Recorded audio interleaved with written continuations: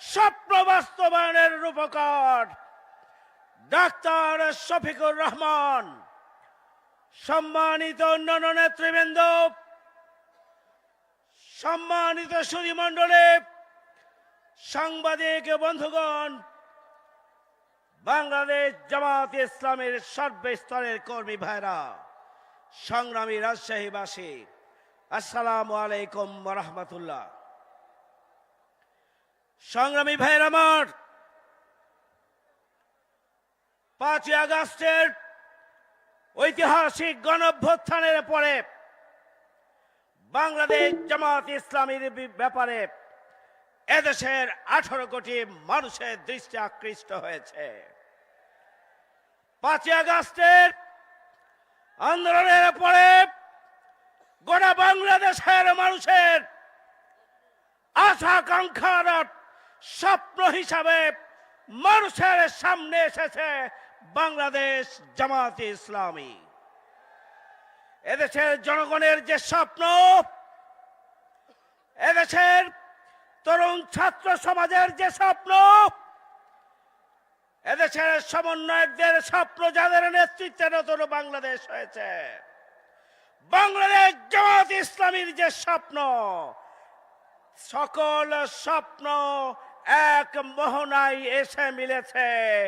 আমরা দুর্নীতিমুক্ত বাংলাদেশ চাই, আমরা সন্ত্রাস মুক্ত বাংলাদেশ চাই, আমরা চাঁদাবাজ মুক্ত বাংলাদেশ চাই, আমরা বৈষম্য মুক্ত বাংলাদেশ চাই, আমরা উই ওয়ান্ট জাস্টিসের বাংলাদেশ চাই, ন্যায় বিচারের বাংলাদেশ চাই, আমরা বসবাসযোগ্য বাংলাদেশ চাই, আমরা শান্তিময় বাংলাদেশ চাই।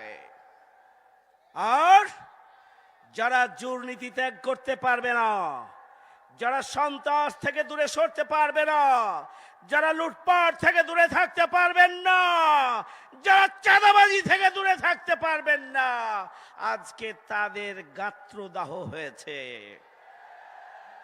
বাংলাদেশ জামাত ইসলামী সবচেয়ে বড় মজলুম দল।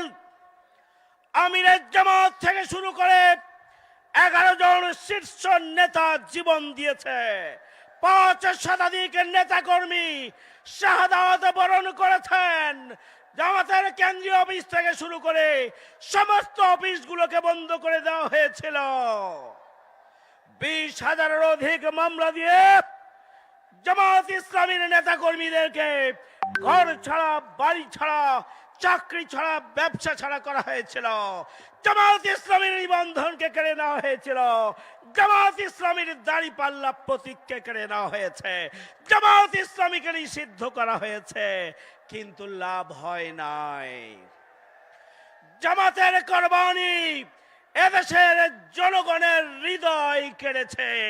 নতুন বাংলাদেশের জন্য জামাত ইসলামীর কোরবানি আল্লাহ কবুল করেছেন। সংগ্রামী ভাইয়ের আমার, আমিরে জামাত এবং জামাত ইসলামীর কর্মসূচি দল মত নির্বিশেষে যেখানেই সংকট, যেখানেই বিপদ, যেখানেই মুসিবত, যেখানেই অগ্নিসংযোগ, যেখানেই ওই দুর্গত মানুষের কান্না, যেখানেই নদী ভাঙন, যেখানেই বিপদ, আমিরের জামাত সবার আগে ছুটে গিয়েছেন। বাংলাদেশ জামাত ইসলামীর নেতাকর্মীরা দলমত ধর্মের ঊর্ধ্বে ছুটে গিয়েছেন। সুতরাং আমিরে জামাত এবং বাংলাদেশ জামাত ইসলামী একটা মানবিক নেতা এবং সংগঠন হিসাবে এদেশের জনগণের অন্তরে জায়গা করে নিয়েছে। সংগ্রামী ভাইয়ের আমার, দীর্ঘ 17.5 বছর জুড়ে বাংলাদেশ জামাত ইসলামী ফ্যাসিস্ট অপশক্তির বিরুদ্ধে আন্দোলনের সংগ্রামের রাজপথে তপ্ত রক্ত ঢেলে দিয়ে রাজপথকে মুখরিত করেছে। বাতিলের কাছে আপোষ করে নাই, আমাদের নেতৃবৃন্দ করে নাই, আমাদের কর্মীরা করে নাই। আমরাও আগামী দিনে বাতিলের কাছে আমরা মাথা নত করব না। সুতরাং এদেশের জনগণের কাছে জামাত ইসলামী আপসহীন এক রাজনৈতিক শক্তির নাম। এদেশের জনগণের কাছে এটি প্রমাণিত হয়েছে। বাংলাদেশকে আর বিক্রি করা যাবে না কারো কাছে। বাংলাদেশের ভূখণ্ড নিয়ে আর চিনিমিনি খেলা যাবে না। জামাত ইসলামী যতদিন আছে বাংলাদেশ ততদিনই থাকবে ইনশাআল্লাহ। বাংলাদেশকে আর কেউ কোন রাষ্ট্রের করদ রাজ্যে পরিণত করতে পারবে না। এদেশের জনগণ আজকে তাই জামাত ইসলামীর প্রতি তাদের আস্থা রেখেছে। আগামী দিনে ইসলামের আদর্শিক সৌন্দর্যকে আমরা প্রতিটি ঘরে ঘরে পৌঁছে দেব। সমাজকে নিয়ন্ত্রণ করে যারা এমন প্রভাবশালী ব্যক্তিদের কাছে আমরা ইসলামের আদর্শিক সৌন্দর্যকে পৌঁছে দেব। জামাত ইসলামী বাংলাদেশের বিরুদ্ধে যে অপপ্রচার রয়েছে তার জবাব আমাদেরকে যৌক্তিকভাবে দিতে হবে। তার জবাব নিজেদের আদর্শিক সৌন্দর্য দিয়ে আমাদের চলাফেরা, আমাদের কার্যক্রম, আমাদের আচরণ, আমাদের চরিত্র, আমাদের লেনদেন দিয়ে দিতে হবে। জামাত ইসলামী বাংলাদেশের কর্মীরা আমিরে জামাতের নির্দেশনার আলোকে প্রতিটি ঘরে ঘরের সমস্যার সমাধানে ব্যাপক ভিত্তিক সামাজিক কাজ নিয়ে অত্র এলাকায় ছুটে যেতে হবে। জামাত ইসলামীর কর্মীরা আগামী দিনে নতুন বাংলাদেশ বিনির্মাণে অত্র এলাকার সংগঠনকে শক্তিশালী ভিত্তির উপরে দাঁড় করানোর জন্য নিজেদের মানের পরিবর্তন সাধন করতে হবে, নিজেদের যোগ্যতার পরিবর্তন সাধন করতে হবে। সার্বিকভাবে সৎ, যোগ্য, দক্ষ, দেশপ্রেমিক, নৈতিকতা সমৃদ্ধ নেতৃত্ব হিসাবে আমরা আগামী দিনে নতুন বাংলাদেশ বিনির্মাণের জন্য অত্র এলাকার সংগঠনকে আমরা গণভিত্তি সম্পন্ন একটি শক্তিশালী সংগঠনে আমরা পরিণত করেই আগামী দিনের নতুন বাংলাদেশ বিনির্মাণে ঐতিহাসিক অবদানের যাত্রা এই রাজশাহী মহানগরীর শহীদ ময়দান থেকে শুরু হবে ইনশাআল্লাহ। সে আহ্বান জানিয়ে আমার কথা শেষ করছি। সবাইকে ধন্যবাদ। আল্লাহ হাফেজ। সম্মানিত কর্মী ভাইরা, আমরা দেখতে পাচ্ছি মাঠের উত্তর পাশ থেকে আমরা মেসেজ পাচ্ছি সিএনবি মোড়, ফায়ার সার্ভিস মোড়, লক্ষ্মীপুর, ঘোষপাড়া মোড় খুবই লোকে লোকারণ্য হয়ে গেছে। আমি বলতে চাচ্ছি যে আপনারা ছড়িয়ে ছিটিয়ে দাঁড়ান যাতে কেউ অসুস্থ না হয়ে যান। গেটের পাশে যারা দাঁড়িয়ে আছেন আপনারা আরো মাঠের পূর্ব দিকে চলে যান। এইদিকে যারা দাঁড়িয়ে আছেন মাঠের দক্ষিণ পাশে আপনারা আর একটু মাঠের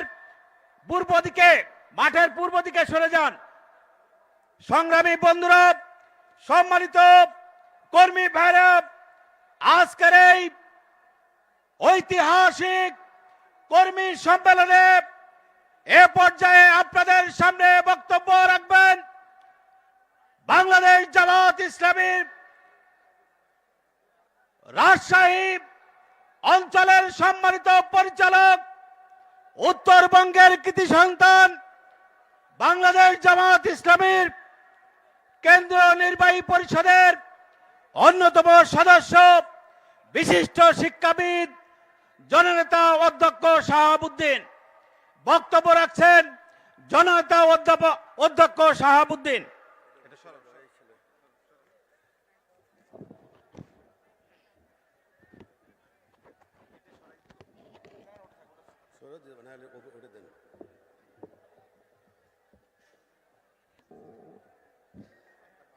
আসসালামু আলাইকুম রহমতুল্লাহ বরকাতুহু।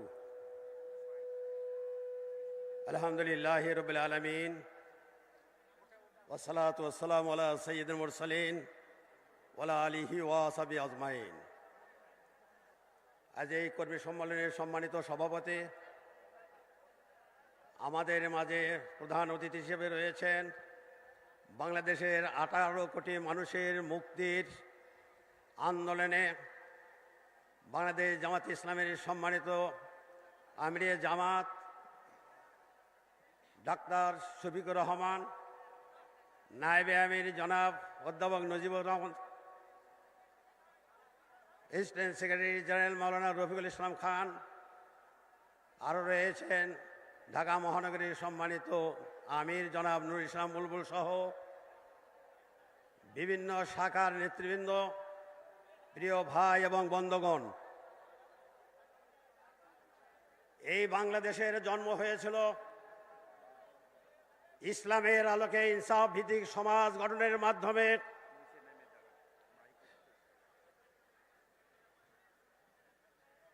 আল্লাহর বান্দা হিসেবে আমরা তার গোলামি করার লক্ষ্য এবং উদ্দেশ্য ছিল, এটা হতে দেওয়া হয় নাই। এই কাজটি করার জন্য বাংলাদেশ জামাত ইসলামী রাসূলুল্লাহ সাল্লাল্লাহু আলাইহি ওয়াসাল্লামের পথ ধরে দীর্ঘ সময় ধরে আন্দোলন করে যাচ্ছেন। এই আন্দোলনের প্রেক্ষাপটে বহু জনকে শহীদ হতে হয়েছে। এক পর্যায়ে এসে আমাদের 11 জন নেতাকে আমিরে জামাত মতিউর রহমান নিজামী, গোলাম আজম সাহেব সহ 11 জনকে হত্যা করা হয়েছে। এই আন্দোলনের ধারাবাহিকতায় দেশের প্রেক্ষাপট পরিবর্তন করার জন্য আমরা চেষ্টা চালিয়ে গেছি। 24 সালের এই আন্দোলনের সময় আমরাও ময়দানে ছিলাম। ছাত্র জনতার ঐক্যের ভিত্তিতে এই বাংলাদেশকে বৈষম্যহীন একটি দেশ গঠন করার জন্য আমাদের স্লোগানের সঙ্গে আমাদের লক্ষ্য উদ্দেশ্যের সাথে একত্র ঘোষণা করার কারণে এদেশের সকল মানুষ মিলেই আমরা স্বৈরাচারকে এদেশ থেকে বিদায় করেছি। এদেশের মানুষ এখন বুঝতে সক্ষম হয়েছে সব মতবাদ শেষ হয়ে গেছে, এখন আল কোরআনের বাংলাদেশ গঠন করতে হবে। এটাই সামনের দিনের জন্য আমাদের চাওয়া পাওয়া। আল্লাহ বলেছেন ইল হুকমু ইল্লা লিল্লাহ আলা লাহু খালকু ওয়াল আমর। এই জমিন হলো আল্লাহর, আল্লাহর এই জমিনে আল্লাহর আইন চালু হবে এবং আল্লাহর আইনই তাদের উপরে একমাত্র চলবে, আর কারো আইন চলতে পারে না। বাংলাদেশ জামাত ইসলামী সেই আন্দোলন করে যাচ্ছে। শত্রুতার কারণ কি? কেন শত্রুতা করছে? কেন আমাদেরকে হত্যা করা হয়? তার প্রধান কারণ হলো যারা ডাকাতি করছে, যারা চুরি করছে, যারা জেনাবাবিচারি করছে, যারা সেঞ্চুরি পালন করছে, যারা যে দেশ থেকে পালিয়ে গেছে, লক্ষ লক্ষ কোটি কোটি টাকা জনগণের অর্থ আত্মসাৎ করেছে। ওরা জানে জামাত ইসলাম যদি ক্ষমতায় আসে আমাদের হাত কাটা যাবে, আমাদের জেনাবাবিচারের সঙ্গে সার হয়ে যাব, এই দেশ থেকে আমাদের পালাতে হবে। এই বিচারের ভয়ে তারা আমাদের বিরুদ্ধে শত্রুতা করছে। প্রিয় ভাইয়ারা, বাংলাদেশের এই জামাত ইসলামের ইতিহাস আপনাদের জানা দরকার, আমাদের যুবক ভাইদের জানা দরকার, এই দেশের মানুষদেরকে বলা দরকার। আজকে অনেক সময় হাসি আসে, মুক্তিযুদ্ধের বিকৃত যখন চেতনার কথা বলে তখন হাসি আসে। 1971 সালের 3 মার্চে যখন পার্লামেন্ট বসে নাই, এই রাজশাহী বিশ্ববিদ্যালয়ের ছাত্র ছিলাম। এই দিনে আর আর্মির সঙ্গে প্রথম সাহেববাজারে আমাদের গন্ডগোল হয়েছে। এরপরে মুক্তিযুদ্ধে গিয়েছি। মুক্তিযুদ্ধের চেতনা একটাই প্রধান ছিল, যেটা গণতন্ত্রকে উদ্ধার করতে হবে। পাকিস্তান গণতন্ত্রকে হত্যা করেছিল, পাকিস্তানের এই হাত থেকে আমাদের বাঁচতে হবে, বৈষম্যের হাত থেকে। শুধু তাই নয়, আমরা সেদিন চেয়েছিলাম বৈষম্যহীন একটি দেশ আমাদের গঠন হবে। আমরা শুনছিলাম পাকিস্তান আমাদের এখান থেকে বস্তা যায়, চন্দ্রঘোনার পেপার মিল চলে যায়, চিনি ওই দেশে যায়, সিলমারে আসে, অনেক বৈষম্য ছিল। প্রিয় ভাইরা, বাংলাদেশ স্বাধীন হওয়ার ঘোষণা কারোর প্রয়োজন ছিল না। আজকে মুক্তিযুদ্ধের চেতনা এটা ছিল না যে তাফসীর মাহফিল বন্ধ হয়ে যাবে, ইসলামের কথা বলা যাবে না। এইটা কোনোদিন আমাদের মুক্তিযুদ্ধের চেতনা ছিল না। চেতনা ভালো করে আজকে জানতে হবে। আজকে দেশের মানুষ ঐক্য হয়েছে। যারা আমাদের নেতাদেরকে ফাঁসি দিয়েছে, যারা আমাদেরকে আদালত করে মিথ্যাভাবে আমাদের নেতাদেরকে শহীদ করলো, আজকে দেশের জনগণ দাঁড়িয়েছে। ওই কথা আমি বারে বলতে চাই, বিচারপতি তোমার বিচার করবে যারা আজ দেখেছে সেই জনতা। বাংলাদেশের জনগণ আজ দাঁড়িয়েছে, ওদের বিচার হবে, ওদের তৈরি কাজ করে ওদের বিচার হবে এবং ফাঁসির কাছে ঝুলতে হবে ইনশাল্লাহ। আপনারা ঐক্যবদ্ধ হবে দেশের জনগণকে বুঝেন, ইসলাম ছাড়া, জামাত ইসলামের লক্ষ্য উদ্দেশ্য বাস্তবায়ন করা ছাড়া এ দেশের মানুষের কল্যাণে আসবে না। তাই আসুন ঐক্যবদ্ধ হয়ে আমরা আমাদের দায়িত্ব পালন করে আল্লাহ আমাদেরকে তৌফিক দান করো, বাংলাদেশকে আল্লাহ হেফাজত করুন এবং আল্লাহ আমাদেরকে তৌফিক দান করো। আসসালামু আলাইকুম ওয়া রাহমাতুল্লাহি ওয়া বারাকাতুহু।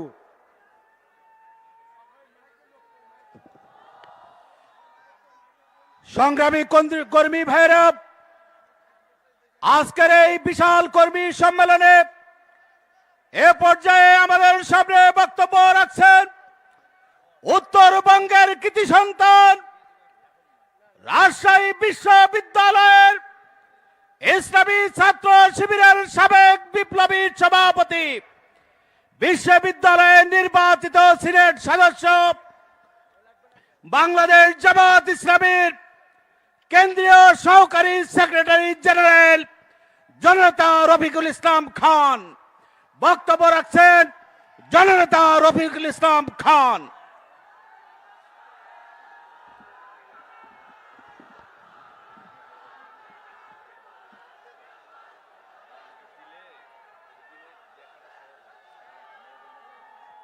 আলহামদুলিল্লাহ রব্বিল আলামিন, আসসালাতু ওয়াসসালামু আলা রাসূলিহিল কারীম ওয়া আলা আলিহি ওয়া সাহবিহি আজমাইন।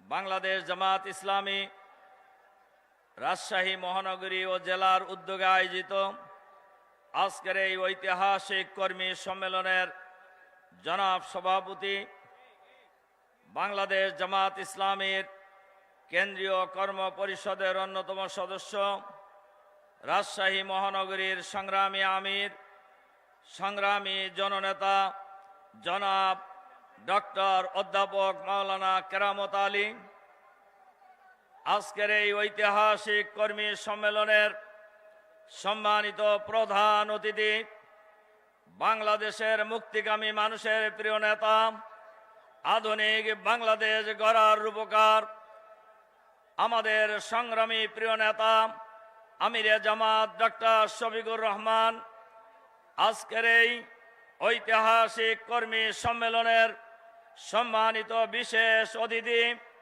বাংলাদেশ জামাত ইসলামীর সম্মানিত নায়েবে আমির, রাজশাহী অঞ্চলের অন্যতম কৃতি সন্তান, গোদাগাড়ী তানোর থেকে নির্বাচিত সাবেক সংসদ সদস্য, আমাদের প্রিয় নেতা জনাব অধ্যাপক মুজিবুর রহমান, কেন্দ্রীয় মহানগরী এবং স্থানীয় নেতৃবৃন্দ, শহীদ পরিবারের সদস্যবর্গ, সাংবাদিক বন্ধুগণ, সংগ্রামী ভাই এবং বন্ধুগণ, আসসালামু আলাইকুম রহমতুল্লাহি ওয়া বারাকাতুহু।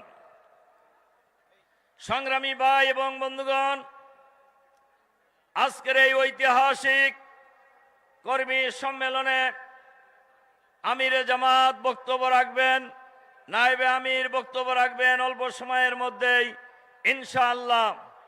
আমি শুরুতেই মহান আল্লাহর দরবারে শুকরিয়া আদায় করছি, যিনি মেহেরবানি করে অনুগ্রহ করে এই কর্মী সম্মেলনে উপস্থিত হওয়ার সুযোগ দিয়েছেন। আমরা সুযোগ পেয়েছি। দীর্ঘ ফ্যাসিবাদের শাসন আমলে বাংলাদেশের জনগণ এইভাবে সম্মেলন করার সুযোগ পায় নাই। এই ফ্যাসিবাদের আমলে বাংলাদেশের মানুষ কথা বলতে পারে নাই। যারা এই সরকারের বিরুদ্ধে কথা বলেছেন তাদেরকে এই গলা চেপে ধরা হয়েছে। তাদের কপালে হয় গুম অথবা খুন অথবা গ্রেফতার করে কারাগারে বন্দী। এই সরকার, এই পরাজিত সরকার গণতন্ত্রকে তারা গলা টিপে হত্যা করেছিল। তারা বিচার ব্যবস্থাকে ধ্বংস করেছিল। তারা শিক্ষা ব্যবস্থাকে ইসলাম বিরোধীকরণের সকল প্রক্রিয়া সম্পন্ন করেছিল। বাংলাদেশের স্বাধীনতা সার্বভৌমত্বকে বিদেশের হাতে তুলে দিয়ে বাংলাদেশকে করদ রাজ্যে পরিণত করার সকল আয়োজন সম্পূর্ণ করেছিল। বাংলাদেশের জনগণ এই ফ্যাসিবাদী সরকারের বিরুদ্ধে ঐক্যবদ্ধ আন্দোলন গড়ে তুলেছিল। সর্বশেষ বৈষম্য বিরোধী ছাত্র আন্দোলনের ব্যানারে বাংলাদেশের জনগণ, বাংলাদেশের রিকশাওয়ালা, ঠেলাওয়ালা, কৃষক, শ্রমিক, শিক্ষক, ছাত্র ছাত্রী, সাংবাদিক, সর্বশ্রেণীর মানুষ ঐক্যবদ্ধ আন্দোলন গড়ে তুলেছিল। সেই আন্দোলন দমন করার জন্যই এই ফ্যাসিবাদী ঘসিটি বেগম বাংলাদেশের ছাত্র সমাজের বুকে গুলি চালিয়েছে, গণহত্যা পরিচালনা করেছে। ঢাকার রাজপথে অলিতে গলিতে লাশ পড়েছিল, কিন্তু এই ঘসিটি বেগমের কোনো দয়া মায়া হয় নাই। তার টার্গেট ছিল যত হত্যা করার প্রয়োজন হত্যা করো, গণহত্যা চালাও, আমার ক্ষমতা আমি চাই। কিন্তু বাংলাদেশের জনগণ ঐক্যবদ্ধ প্রতিরোধ গড়ে তোলার মধ্য দিয়ে পুলিশের কারফিউ, আর্মির ব্যারিকেড, পুলিশের ব্যারিকেড সকল কিছু ভেঙে বাংলাদেশের ছাত্র সমাজ যখন গণভবনের দিকে যাচ্ছিল 5ই আগস্ট, এই প্রতিরোধের মুখে ফ্যাসিবাদের প্রেতাত্মা, ফ্যাসিবাদের দোসর, ফ্যাসিবাদের রূপকার শেখ হাসিনা পদত্যাগ করে পালিয়ে যেতে বাধ্য হয়েছেন। এবং এর আগে তারা জামাত শিবিরকে নিষিদ্ধ করেছিলেন। কিন্তু দাম্ভিকতা, অহংকার কোন সময় কারোর জন্য ভালো হয় নাই। রাসূল সাল্লাল্লাহু আলাইহি সাল্লাম বলছেন, ইত্তাকু যুলমা যুলমাতান ইয়াউমাল কিয়ামা, তোমরা জুলুম থেকে বিরত থাকো, কেননা জুলুম কিয়ামতের দিন অন্ধকার হয়ে আসবে। কিন্তু আল্লাহর মেহেরবানিতে কিয়ামতের আগেই তাদের জন্য অন্ধকার হয়ে গেছে। একজন বিচারপতি সাইদি সাহেবকে ফাঁসি দিয়ে টকশোতে এসে আস্ফালন করে বলতেন, আজকে সাইদি সাহেবকে ফাঁসি দিছি। নিজামী সাহেবকে ফাঁসি দিয়ে উনি টকশোতে এসে আস্ফালন করে বলতেন যে আজকে নিজামী সাহেবকে ফাঁসি দিয়েছি। আপনারা জানেন সেই বিচারপতিকে কোথায় পাওয়া গেছে? কোথায়? সিলেটের বর্ডারের জঙ্গলে। আপনি অ্যাপিলেট ডিভিশনের বিচারপতি, আপনি ওই সিলেটের বর্ডারের জঙ্গলে গেলেন কেন? এবং পাওয়া গেছে কিভাবে? জঙ্গলের মধ্যে কলার পাতা গায়ে দিয়েছিলেন এবং জনগণ তাকে সেখান থেকে ধরে আনছে কিভাবে? গলায় গামছা লাগায়া। বলেন তো গ্রামে গঞ্জে গলায় গামছা লাগায় কাদেরকে? শুধু চোর না ছেঁচড়া চোর? ছেঁচড়া চোরদেরকে গলায় গামছা লাগায়। কাজেই কোনো জিনিসেরই বাড়াবাড়ি ভালো নয়। এই যে ফ্যাসিবাদের রূপকার, যিনি জামাত নেতৃবৃন্দকে ফাঁসি দিয়ে উৎসাহ উদযাপন করতেন, আল্লাহ তাআলা কোরআন শরীফের একটা আয়াতে বলেছেন, ওয়াকাযালিকা জাআলনা ফি কুল্লি ক্বরিয়াতিন আকাবিরা মুজরিমিহা লিয়ামকুরু ফিহা ওমা ইয়ামকুরুনা ইল্লা বিআনফুসিহিম ওমা ইয়াশউরুন। আমি প্রত্যেক জনপদেই ক্ষমতাবানদেরকে দুর্বৃত্তে পরিণত হওয়ার সুযোগ দেই। তারা ষড়যন্ত্রের পর ষড়যন্ত্র করে, কিন্তু সেই ষড়যন্ত্রের জালে নিজেরাই জড়িয়ে যায়, বুঝতে পারে নাই। যে ট্রাইব্যুনালে অন্যায়ভাবে বিচারের নামে প্রহসন করে, তামাশা করে জামায়াত ইসলামীর আমির শহীদ মাওলানা মতিউর রহমান নিজামী সহ জামাত নেতৃবৃন্দকে ফাঁসি দিয়ে হত্যা করা হয়েছে, সেই ট্রাইব্যুনালে ইতিমধ্যেই শেখ হাসিনা সহ ফ্যাসিবাদের দোসরদের বিচার শুরু হয়ে গিয়েছে। আজকের এই বিশাল কর্মী সম্মেলনে আমরা অন্তর্বর্তীকালীন সরকারের কাছে এই আহ্বান জানাতে চাই, অবিলম্বে শেখ হাসিনাকে বিদেশ থেকে ফিরে এনে বিচারের মুখোমুখি করে এই দুর্নীতিবাজ, ফ্যাসিবাদ, মানুষ হত্যাকারী, মানুষ গুমকারী খুনকারী এই নেতাদেরকে ফাঁসিতে ঝুলিয়ে হত্যা করতে হবে। সংগ্রামী ভাই এবং বন্ধুগণ, বাংলাদেশের মানুষ এখন একটি সন্ত্রাস মুক্ত, চাঁদাবাজ মুক্ত বাংলাদেশ দেখতে চায়, দুর্নীতি মুক্ত বাংলাদেশ দেখতে চায়। চাঁদাবাজ মুক্ত নেতৃত্ব, চাঁদাবাজ মুক্ত বাংলাদেশের জন্য প্রয়োজন চাঁদাবাজ মুক্ত নেতৃত্ব। চাঁদাবাজ নেতৃত্ব কার কাছে আছে? জামাতের কাছে আছে।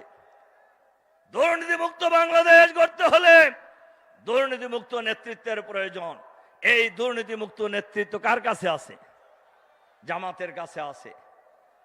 বৈষম্যমূলক মুক্ত বাংলাদেশ আপনি যদি গঠন করতে চান, এই বৈষম্যমূলক বাংলাদেশ গঠনের নেতৃত্ব জামাতের হাতে আছে। আজকের এই ঐতিহাসিক কর্মী সম্মেলনে আমি আহ্বান জানাতে চাই, যে গণহত্যা চালানো হয়েছে এই গণহত্যার বিচার করতে হবে। ফ্যাসিবাদের দোসর প্রশাসনের যেখানে এখনো লুকিয়ে আছে তাদেরকে চিহ্নিত করে বিচারের আওতায় নিয়ে আসতে হবে। আর চাঁদাবাজ মুক্ত বাংলাদেশ, সন্ত্রাস মুক্ত বাংলাদেশ, দুর্নীতি মুক্ত মানবিক বাংলাদেশ গঠনের জন্য আমাদের নেতা ডাক্তার শফিকুর রহমানের নেতৃত্বে সারা বাংলাদেশে যে গণজোয়ার তৈরি হয়েছে, বাংলাদেশের গ্রামে গঞ্জে নগরে বন্দরে সচিবালয় থেকে ক্যান্টনমেন্টে সর্বত্র আওয়াজ উঠেছে, সব দল দেখা শেষ, এবার দেখব জামাত ইসলামী বাংলাদেশ। সুতরাং আসুন আমরা ডাক্তার শফিকুর রহমানের নেতৃত্বে গোটা দেশের মানুষকে ঐক্যবদ্ধ করে, ওলামায়ে কেরামকে ঐক্যবদ্ধ করে, জাতীয় ঐক্য করে তোলার মধ্য দিয়ে আগামী দিনের বাংলাদেশ হবে সমৃদ্ধ বাংলাদেশ, আধুনিক বাংলাদেশ, ইসলামের বাংলাদেশ ইনশাআল্লাহ। সেই বাংলাদেশ গঠনের প্রত্যয়ে রাজশাহী অঞ্চলের সর্বস্তরের নেতা কর্মীরা, রাজশাহী এলাকার মানুষ আগামী দিনে ঐতিহাসিক ভূমিকা পালন করবেন, সেই আহ্বান জানিয়ে আমার বক্তব্য এখানে শেষ করছি। আল্লাহ হাফেজ। বাংলাদেশ জিন্দাবাদ। নারায়ে তাকবীর। সংগ্রামী ভাইরা, মাঠ কানাই কানাই পরিপূর্ণ হয়েছে, রাস্তাগুলো কানাই কানাই পরিপূর্ণ হয়ে গেছে। আপনারা যারা ছাদে আছেন, ছাদে সতর্কতার সাথে থাকবেন, কোনোভাবেই যেন ছাদ থেকে পড়ে কোনো দুর্ঘটনা না ঘটে সেদিকে খেয়াল রাখার জন্য আহ্বান জানাচ্ছি। সংগ্রামী কর্মী ভাইরা, আজকের এই কর্মী সম্মেলনে এখন আপনাদের সামনে বক্তব্য রাখবেন আজকের এই বিশাল কর্মী সম্মেলনের সম্মানিত বিশেষ অতিথি, উত্তরবঙ্গের কৃতি সন্তান, রাজশাহী 1 আসন থেকে নির্বাচিত সাবেক জাতীয় সংসদ সদস্য, বিশিষ্ট শিক্ষাবিদ, বিশ্ব ইসলামী আন্দোলনের অন্যতম নেতা, বাংলাদেশ জামাত ইসলামী সম্মানিত কেন্দ্রীয় নায়েবে আমির অধ্যাপক মুজিবুর রহমান। অধ্যাপক মুজিবুর রহমান। নারায়ে তাকবীর।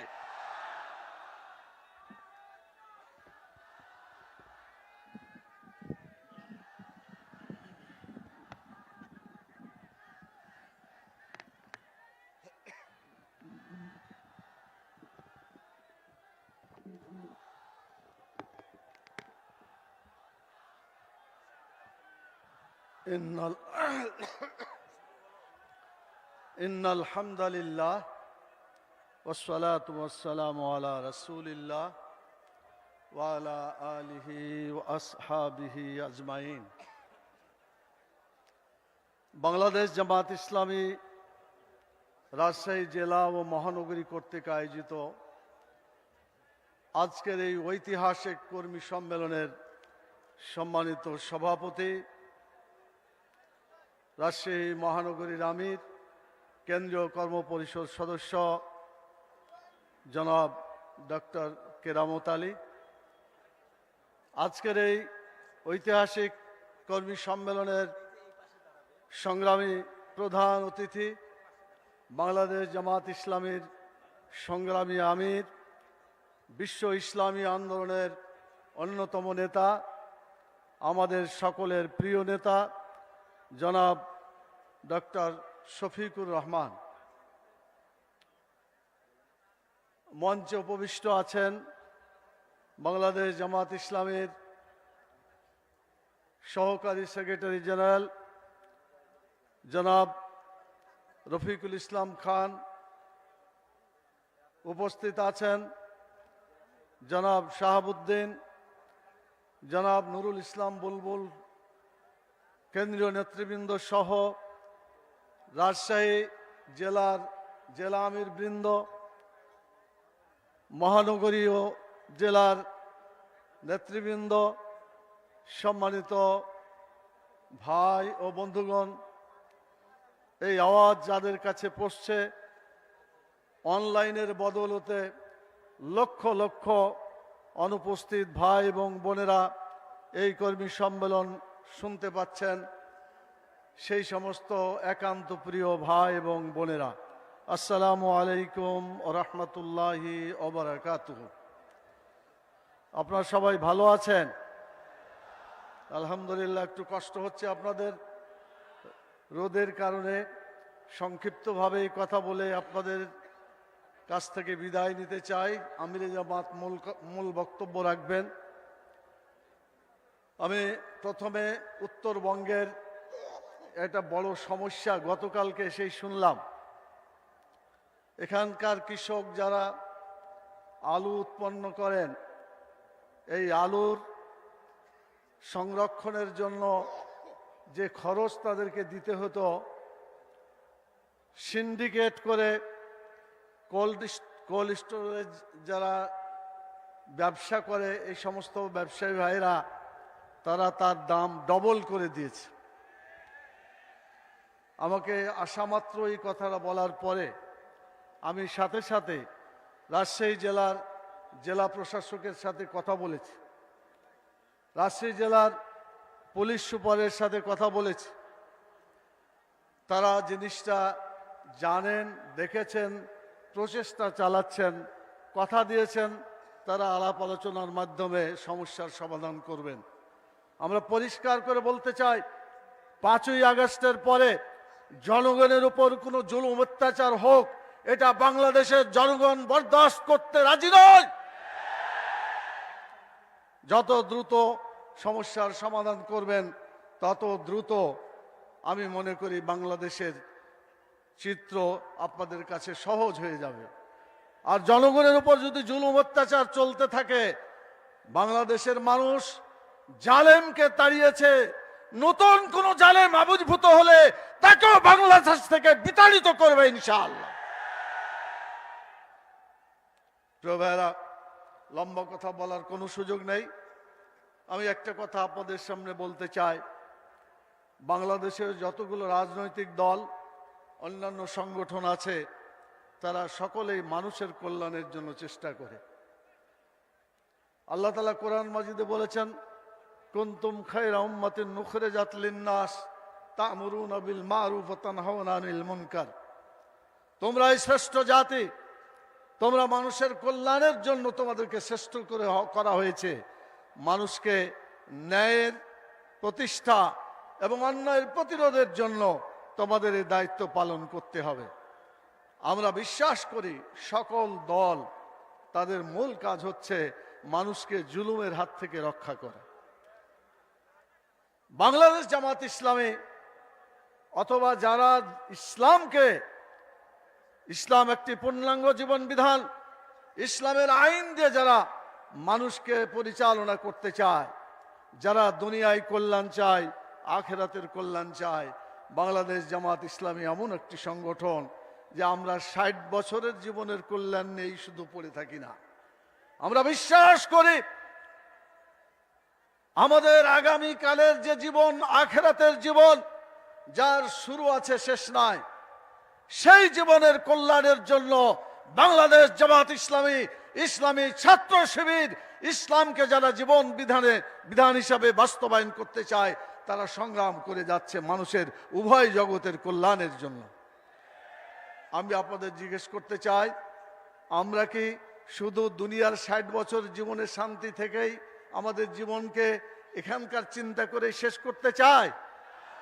আমরা কোটি কোটি বছরের যে জীবন, আখিরাতের জীবন, সেই জীবনে যাতে আরামে থাকতে পারি, সেখানে যাতে আল্লাহ তাআলার সন্তুষ্টি পেতে পারি, জাহান্নামের দাউ দাউ করে আগুন থেকে যাতে আমরা বাঁচতে পারি, জান্নাতুল ফেরদাউসে যাতে আমরা যেতে পারি, সেজন্য আমরা সংগ্রাম করব ইনশাআল্লাহ।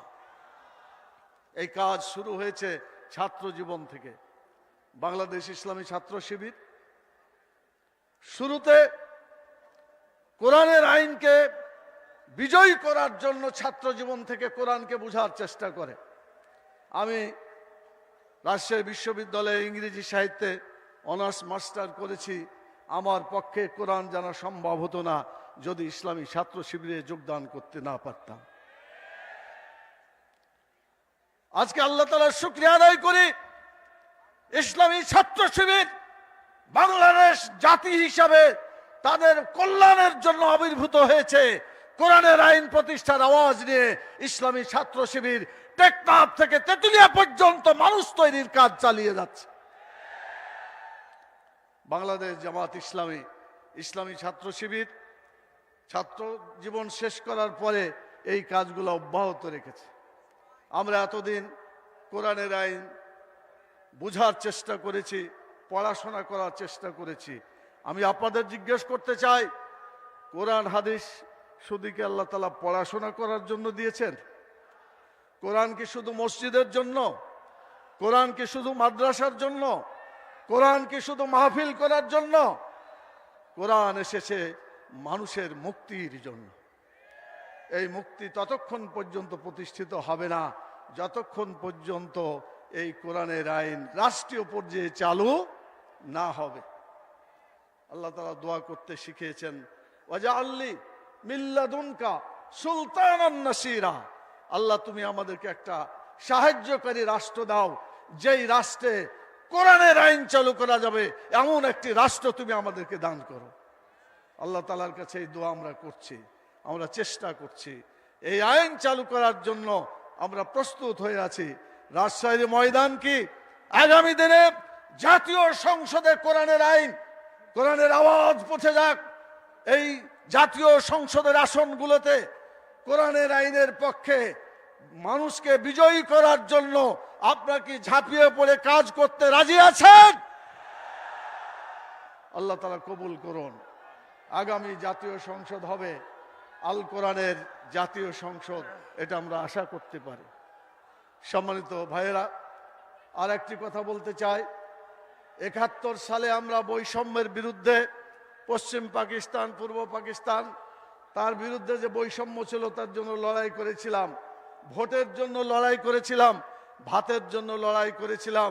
আমি জিজ্ঞেস করতে চাই, আমরা কি সেই স্বাধীনতার রেজাল্ট পেয়েছি? পাই নাই।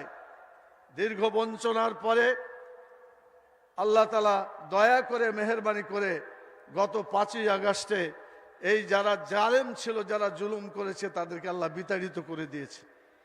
আমরা নতুন কোন জালেম আবির্ভূত হোক, এটা কি আমরা চাই? মানব রচিত মতবাদ যদি দেশে চালু থাকে, জুলুমের অবসান হবে না। সেই জন্য মানব রচিত মতবাদকে আর বাংলাদেশে প্রতিষ্ঠিত হতে দেওয়া যাবে না। এই আন্দোলন, এই সংগ্রাম আমাদের চালাতে হবে। লা ইলাহা ইল্লাল্লাহ, আল্লাহ ছাড়া কোনো হুকুমকর্তা নাই, সেই কালেমাকে বিজয়ী করতে হবে। আপনারা কি রাজি আছেন? সেটা প্রস্তুতি, সেই প্রস্তুতি নেওয়ার জন্য এখন থেকে কাজ করেন। আমি শেষ পর্যায়ে যে কথা বলে আমার কথাকে শেষ করতে চাই, সেটা হলো, তারা আমাদেরকে ভোট থেকে বঞ্চিত করেছিল, বলেছিল আমার ভোট আমি দিব, যাকে ইচ্ছা তাকে দিব, কিন্তু তা করে নাই। তারা বলেছিল আমার ভোট আমি দিব, তোমারটাও আমি দিব। এইভাবে জনগণের ভোটাধিকার নষ্ট করেছে। ভাতের অধিকার পাওয়া যায় নাই। 10 টাকা কেজি চাউল খাওয়াতে চেয়েছিল, কি মানুষ পেয়েছে খাবার? বমি খেয়ে জীবন রক্ষা করেছে, তার ইতিহাস আছে। এইভাবে একের পর এক মানুষের উপর জুলুম অত্যাচার নির্যাতন করেছে। সেই নির্যাতন থেকে বাঁচার জন্য 5ই আগস্ট জুলুম পালিয়ে মানে জালেম পালাইছে, কিন্তু জুলুম বাংলাদেশে রয়ে গেছে। কথা ঠিক কিনা বলেন? এই জুলুমকে তাড়াতে হলে ইসলামকে আনতে হবে। ইসলাম যেখানে থাকবে জুলুম সেখানে থাকবে না, আর ইসলাম যেখানে নাই জুলুম সেখানে থাকবে, জুলুম পালাবে না।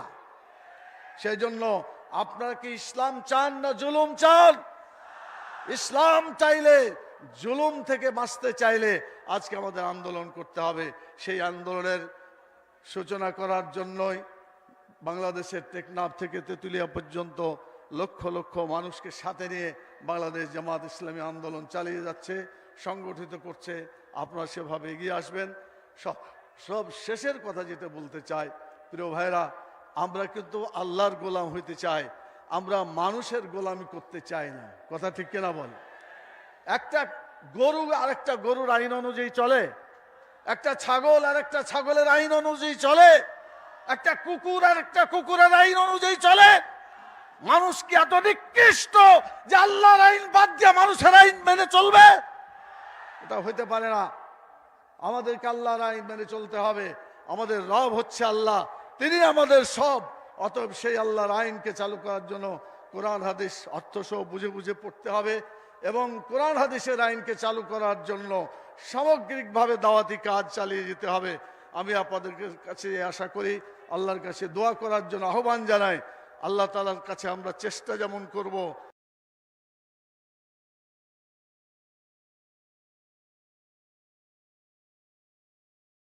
তার কাছে দোয়াও করব।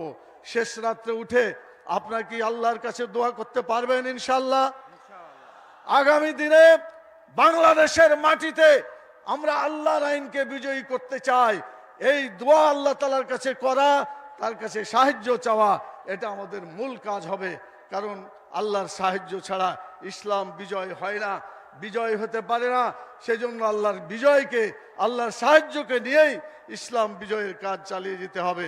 আপনাদেরকে শেষ রাত্রে উঠে আল্লাহ তাআলার কাছে দোয়া করার জন্য সকল সময় আল্লাহ তাআলাকে মনিব হিসাবে মেনে কাল কিয়ামতের জীবনকে সুন্দর করার আহ্বান জানিয়ে আমি আপনাদের কাছে কথা শেষ করতে চাই। আল্লাহ তাআলা যেন আগামী দিনে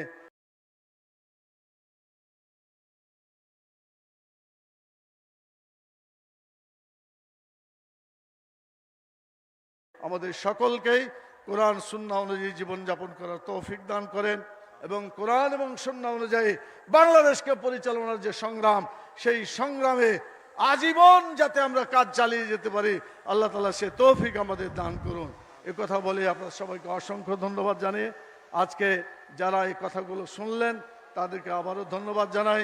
আমির জামাতের কথা শোনার আহ্বান জানিয়ে আমি আমার বক্তব্য এখানেই শেষ করছি। ওমা তৌফিক ইল্লা বিল্লাহ, সুবহানাকা আল্লাহুম্মা ওয়া বিহামদিকা আশহাদু আল্লা ইলাহা ইল্লা আনতা আস্তাগফিরুকা ওয়া আতুবু ইলাইকা। আসসালামু আলাইকুম ওয়া রাহমাতুল্লাহি ওয়া বারাকাতুহু।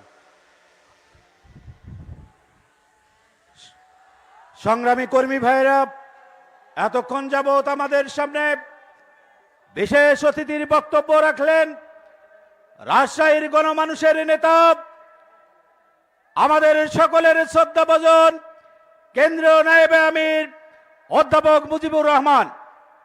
এখন একটি শহীদি গান, কর্মী সম্মেলনে শহীদি গান পরিবেশন করছেন রাজশাহীর ঐতিহ্যবাহী শিল্পী গোষ্ঠী প্রত্যয় শিল্পী গোষ্ঠীর সদস্যরা।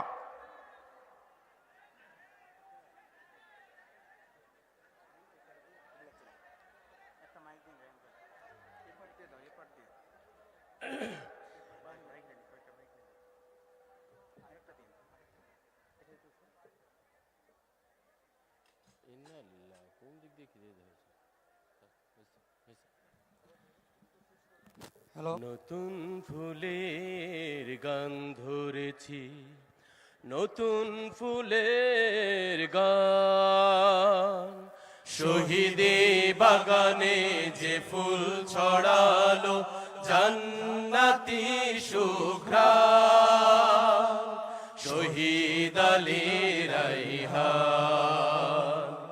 নতুন ফুলের গান ধরেছি, নতুন ফুলের গান শহীদি বাগানে যে ফুল ছড়ালো জান্নাতি সুঘ্রাণ শহীদ আলী রায়হান নতুন ফুলের গান ধরেছি রাত্রি ছিল নিকষ কালো সত্যরা বন্দী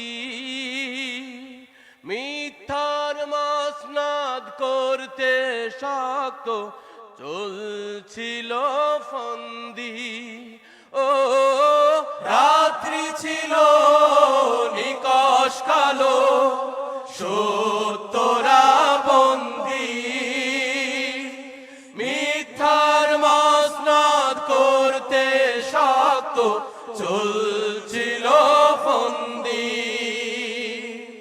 সত্য মিথ্যার যুদ্ধে সে ফুল সত্য মিথ্যার যুদ্ধে সে ফুল লড়ছিল অবিরাম শহীদ আলী রায়হান নতুন ফুলের গন্ধ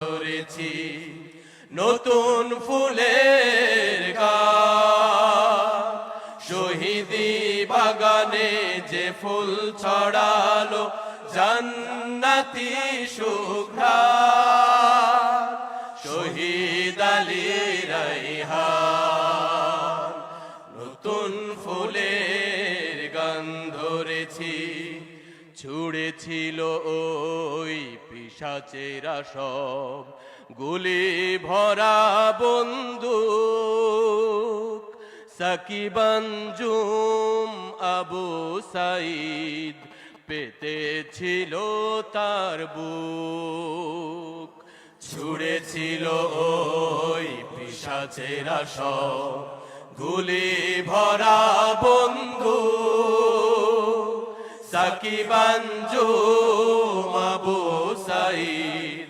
পেতেছিল তার বুক ছুড়েছিল ওই পিশাচেরা সব গুলি ভরা বন্দুক সাকিব আঞ্জুম আবু সাইদ পেতেছিল তার বুক ইমানের বল হৃদয় জুড়ে ভয় নেই জালিমের প্রাণ দিয়ে ফুল আনলো যে তাই মৃত্যু শহীদের ও ইমানের বল হৃদয় জুড়ে ভয় নেই জালিমের প্রাণ দিয়ে ফুল আনলো যে তাই মৃত্যু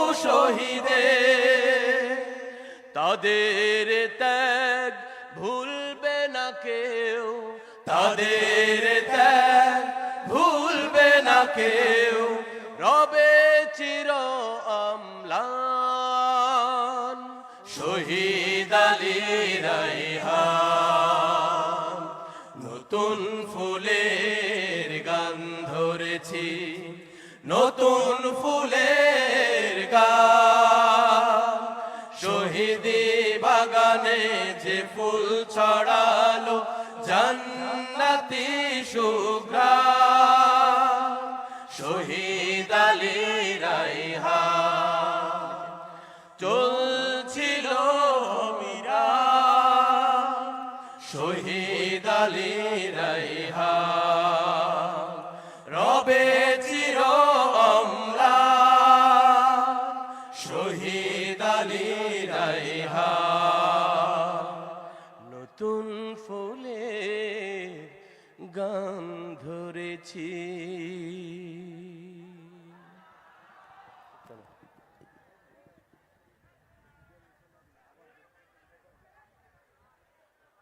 মারহাবা মারহাবা, অসংখ্য ধন্যবাদ প্রত্যয় শিল্পী গোষ্ঠীকে একটি চমৎকার শহীদি গান পরিবেশন করার জন্য। আমাদের প্রাণপ্রিয়, আমাদের হৃদয়ের মণিকুঠায় যার স্থান, শহীদ আলী রায়হান সাকিব আঞ্জুমকে নিয়ে একটি চমৎকার গান পরিবেশন করার জন্য। সংগ্রামী কর্মী ভাইয়েরা, আজকের এই বিশাল কর্মী সম্মেলনে ঐতিহাসিক মাদ্রাসা মাঠের আজকের এই কর্মী সম্মেলনে এ পর্যায়ে সভাপতির বক্তব্য নিয়ে এসছেন বাংলাদেশ জামাত ইসলামী কেন্দ্রীয় কর্ম পরিষদ সদস্য, রাজশাহী মহানগরীর সংগ্রামী আমির জননেতা ডক্টর মোহাম্মদ কেরামত আলী, জননেতা ডক্টর মাওলানা কেরামত আলী।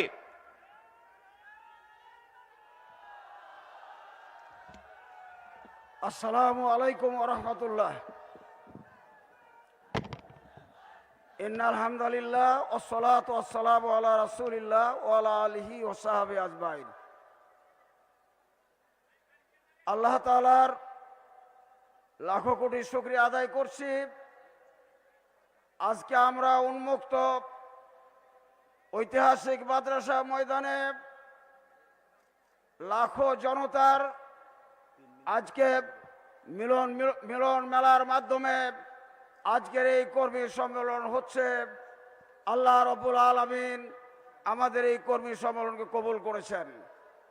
সম্মাননীয় প্রধান অতিথি বাংলাদেশ জামাত ইসলামীর আমির, বিশ্ব আন্দোলনের বরেণ্য নেতা ডাক্তার শফিকুর রহমান, বিশেষ অতিথি সব উপস্থিত আছেন আমাদের রাজশাহী অঞ্চলের কৃতি সন্তান বাংলাদেশ জামাত ইসলামের নায়েব আমির অধ্যাপক মুজিবুর রহমান, উপস্থিত আছেন বাংলাদেশ জামাত ইসলামের অ্যাসিস্ট্যান্ট সেক্রেটারি জেনারেল মাওলানা রফিকুল ইসলাম খান, উপস্থিত আছেন আমাদের অঞ্চল পরিচালক কেন্দ্রীয় নির্বাহী পরিষদের সদস্য অধ্যক্ষ শাহাবুদ্দিন, উপস্থিত আছেন কেন্দ্রীয় নেতা নির্বাহী পরিষদ সদস্য ছাত্রনেতা সাবেক ছাত্রনেতা ঢাকা মহানগরী দক্ষিণের আমির জনাব নুরুল ইসলাম বুলবুল, অন্যান্য নেতৃবৃন্দ, সমবেত শহীদ পরিবারের সদস্য মণ্ডলী, সাংবাদিক বন্ধুরা আমার এবং আজকের উপস্থিত সংগ্রামী কর্মী ভাইরা আমার, আমি আজকে আপনাদের সামনে একটু ছোট্ট কথা বলতে চাই। সেটি হচ্ছে আল্লাহ তাআলা মেহেরবানি করেছেন বলে আজকে এই সম্মেলন হচ্ছে আমাদের। কি বলেন, কথা ঠিক কিনা? আল্লাহ তাআলার মেহেরবানিতে আগামী দিনে এই দেশে ইসলামী বিপ্লব হবে, কোরআন সুন্নাহর আইন কার্যকর হবে, রাষ্ট্রীয় মর্যাদায় আল্লাহর আইন, সৎ লোকের শাসন কায়েম হবে ইনশাআল্লাহ। এই প্রত্যাশা নিয়ে আমরা কর্মী সম্মেলনে এসেছি। আমাদের কর্মীদের উদ্দেশ্যে জাতির প্রত্যাশা অনুযায়ী আজকে আমাদের আমির জামাত বিশ্ব আন্দোলনের অন্যতম সিপাহ সালার ডাক্তার শফিকুর রহমান দিক নির্দেশনামূলক বক্তব্য রাখবেন, জাতির উদ্দেশ্যে বক্তব্য রাখবেন। তার বক্তব্যের সময় আমরা অনুরোধ করব আপনারা কেউ উঠাউঠি করবেন না, শেষ না হওয়া পর্যন্ত এখানে বসে থাকবেন। আমরা আমি জামাতের কাছে রাজশাহীবাসীর আমরা কিছু প্রত্যাশা রাখতে চাই। সেটি হচ্ছে, আপনারা জানেন রাজশাহী মেডিকেল কলেজের একটি মেডিকেল ডেন্টাল ইউনিট আছে। আমরা এই ডেন্টাল ইউনিট নই, আমরা স্বতন্ত্র পূর্ণাঙ্গ ডেন্টাল মেডিকেল কলেজ চাই। আমরা রাজশাহী বিশ্ববিদ্যালয়ের অধীনে একটি কৃষি অনুষদ আছে। কৃষি অনুষদ নয়, আমরা পূর্ণাঙ্গ কৃষি বিশ্ববিদ্যালয় চাই রাজশাহীতে। আমরা চাই এই অঞ্চলের প্রয়োজন অনুযায়ী, আজকে আমাদের রাজশাহী বিভাগীয় শহর হলো, আপনারা জানেন এখানে প্রয়োজন মতো আজকে শিল্প কারখানা নেই। প্রয়োজনীয় শিল্প কারখানা আমিরি জামাতের ভূমিকায় আমরা যেন রাজশাহী অঞ্চলে আমরা প্রয়োজন মতো শিল্প কারখানা পেতে পারি, এই ব্যবস্থার জন্য আমরা আমাদের দাবি রাখছি। আল্লাহ রাব্বুল আলামিন আজকের এই কর্মী সম্মেলন সফল করতে আমাদেরকে এগিয়ে আসার তৌফিক দিয়েছেন। সকলের জন্য কৃতজ্ঞতা জ্ঞাপন করছি, প্রধান অতিথি সহ। আল্লাহ রাব্বুল আলামিন আমাদের কবুল করুন। আমিরি জামাতের দিক নির্দেশনা অনুযায়ী আমাদের কার্যক্রম শুরু করবে ইনশাআল্লাহ। আগামী দিনে সফল একটি ইসলামী বিপ্লব হবে বাংলাদেশে। পৃথিবীর মানচিত্রে বাংলাদেশ অন্যতম একটি দেশ হিসাবে, ইসলামী পূর্ণাঙ্গ দেশ, পূর্ণাঙ্গ রাষ্ট্র হিসাবে আল্লাহ কবুল করবেন। আল্লাহুম্মা আমিন। আসসালামু আলাইকুম ওয়া রাহমাতুল্লাহ ওয়া আখিরু দাওয়ানা আলহামদুলিল্লাহি রাব্বিল আলামিন।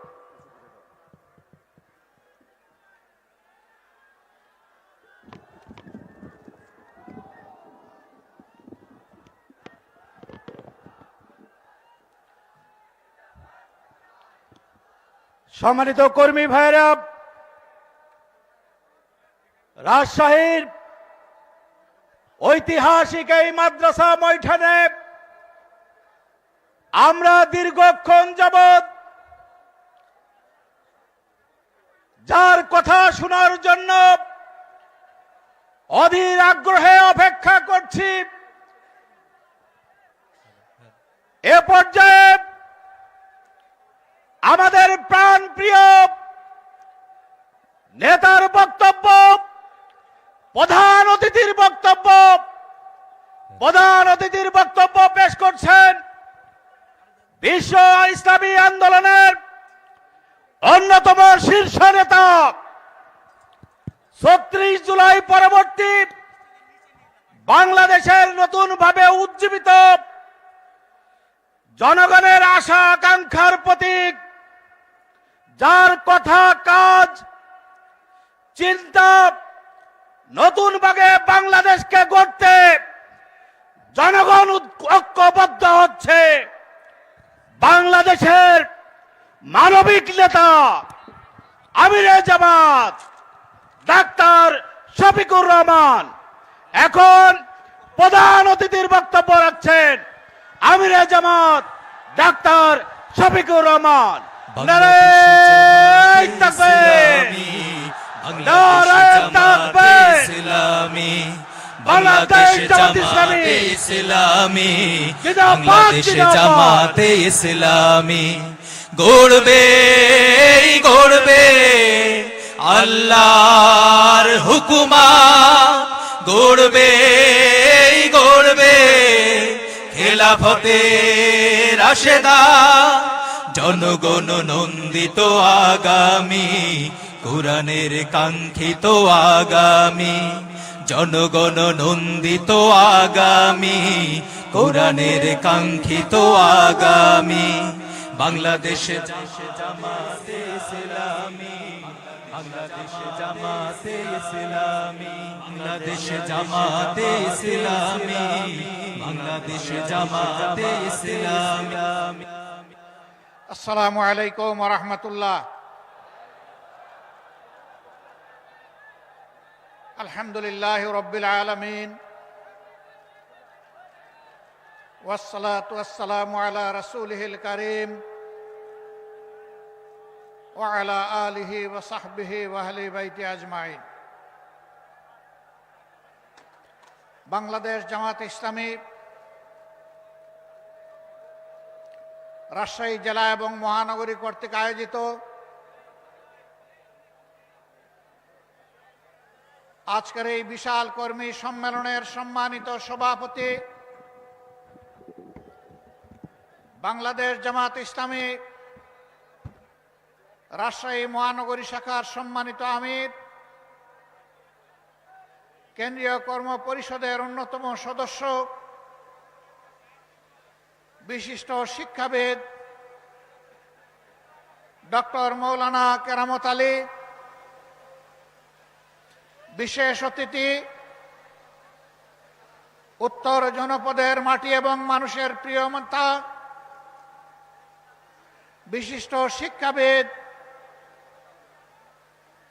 সাবেক সংসদ সদস্য, বাংলাদেশ জামাতে ইসলামীর সম্মানিত নায়েবে আমির, মঞ্চে বসা কেন্দ্রীয় নেতৃবৃন্দ, বিভিন্ন বন্ধু সংগঠনের নেতৃবৃন্দ, আঞ্চলিক এবং স্থানীয় নেতৃবৃন্দ, শহীদ পরিবার সমূহের পরম শ্রদ্ধেয় গর্বিত সদস্যবৃন্দ, আমার সামনে উপস্থিত প্রিয় সহকর্মীবৃন্দ, সাংবাদিক ভাই এবং বন্ধুগণ, আল্লাহ সুবহানাহু ওয়া তাআলার শুকরিয়া আদায় করছি। দীর্ঘ 15.5 বছর যেই জাতির উপর একটি জগদ্দল পাথর, ফেসিবাদের পাথর চেপে বসেছিল, মহান রব্বুল আলামিন গেল বৎসরের 5 আগস্ট তাদের জুলুমের কবল থেকে এই জাতিকে মুক্তি দান করেছেন। আমরা মহান মাবুদের এই জাতির প্রতি এই মেহেরবানির জন্য হৃদয় নিংড়ানো শুকরিয়া আদায় করছি, আলহামদুলিল্লাহ। প্রিয় সম্মানিত সহকর্মীবৃন্দ, মহান আল্লাহ রাব্বুল আলামিন মেহেরবানি করে আমাদেরকে এই বাংলাদেশে পয়দা করেছেন। এই বাংলাদেশ দল, ধর্ম, গোষ্ঠী নির্বিশেষে এটি আমাদের সকলের বাংলাদেশ।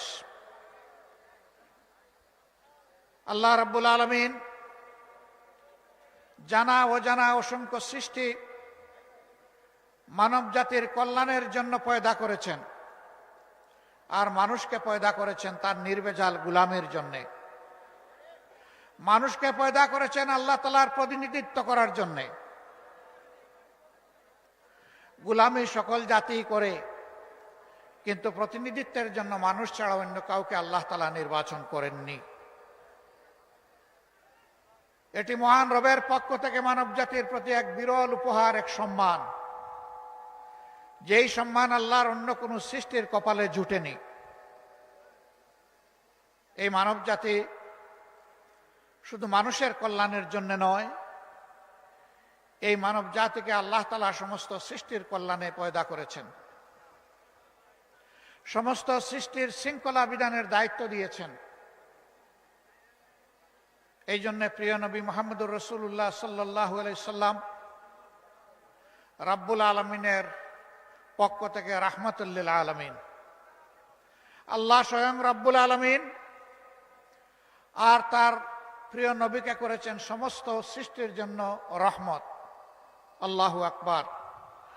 আমরা সেই নবীর উম্মত, এ আমাদের পরম সৌভাগ্য। যতদিন পর্যন্ত এই উম্মাহ এবং বিশ্ববাসী আল্লাহর আইন এবং রাসূল করিম সাল্লাল্লাহু আলাইহি সাল্লামের নেতৃত্বকে অনুসরণ করেছে, দুনিয়ার মানুষ সুখ, শান্তি, সম্মান, সমৃদ্ধি এবং সৌন্দর্যকে উপভোগ করেছে। যখনই আল্লাহর হুকুম থেকে মানুষ দূরে সরে গিয়েছে, রাসূল করিম সাল্লাল্লাহু আলাইহি সাল্লামের পথ ছেড়ে দিয়ে মানুষের মন গড়া পথ ধরেছে, সেই সমাজ এবং সেই জাতির কপালে অপমান, অপদস্থতা, লাঞ্ছনা এবং নির্যাতন নেমে এসেছে। বাংলাদেশ শতকরা 91% মুসলমান অধ্যুষিত দেশ।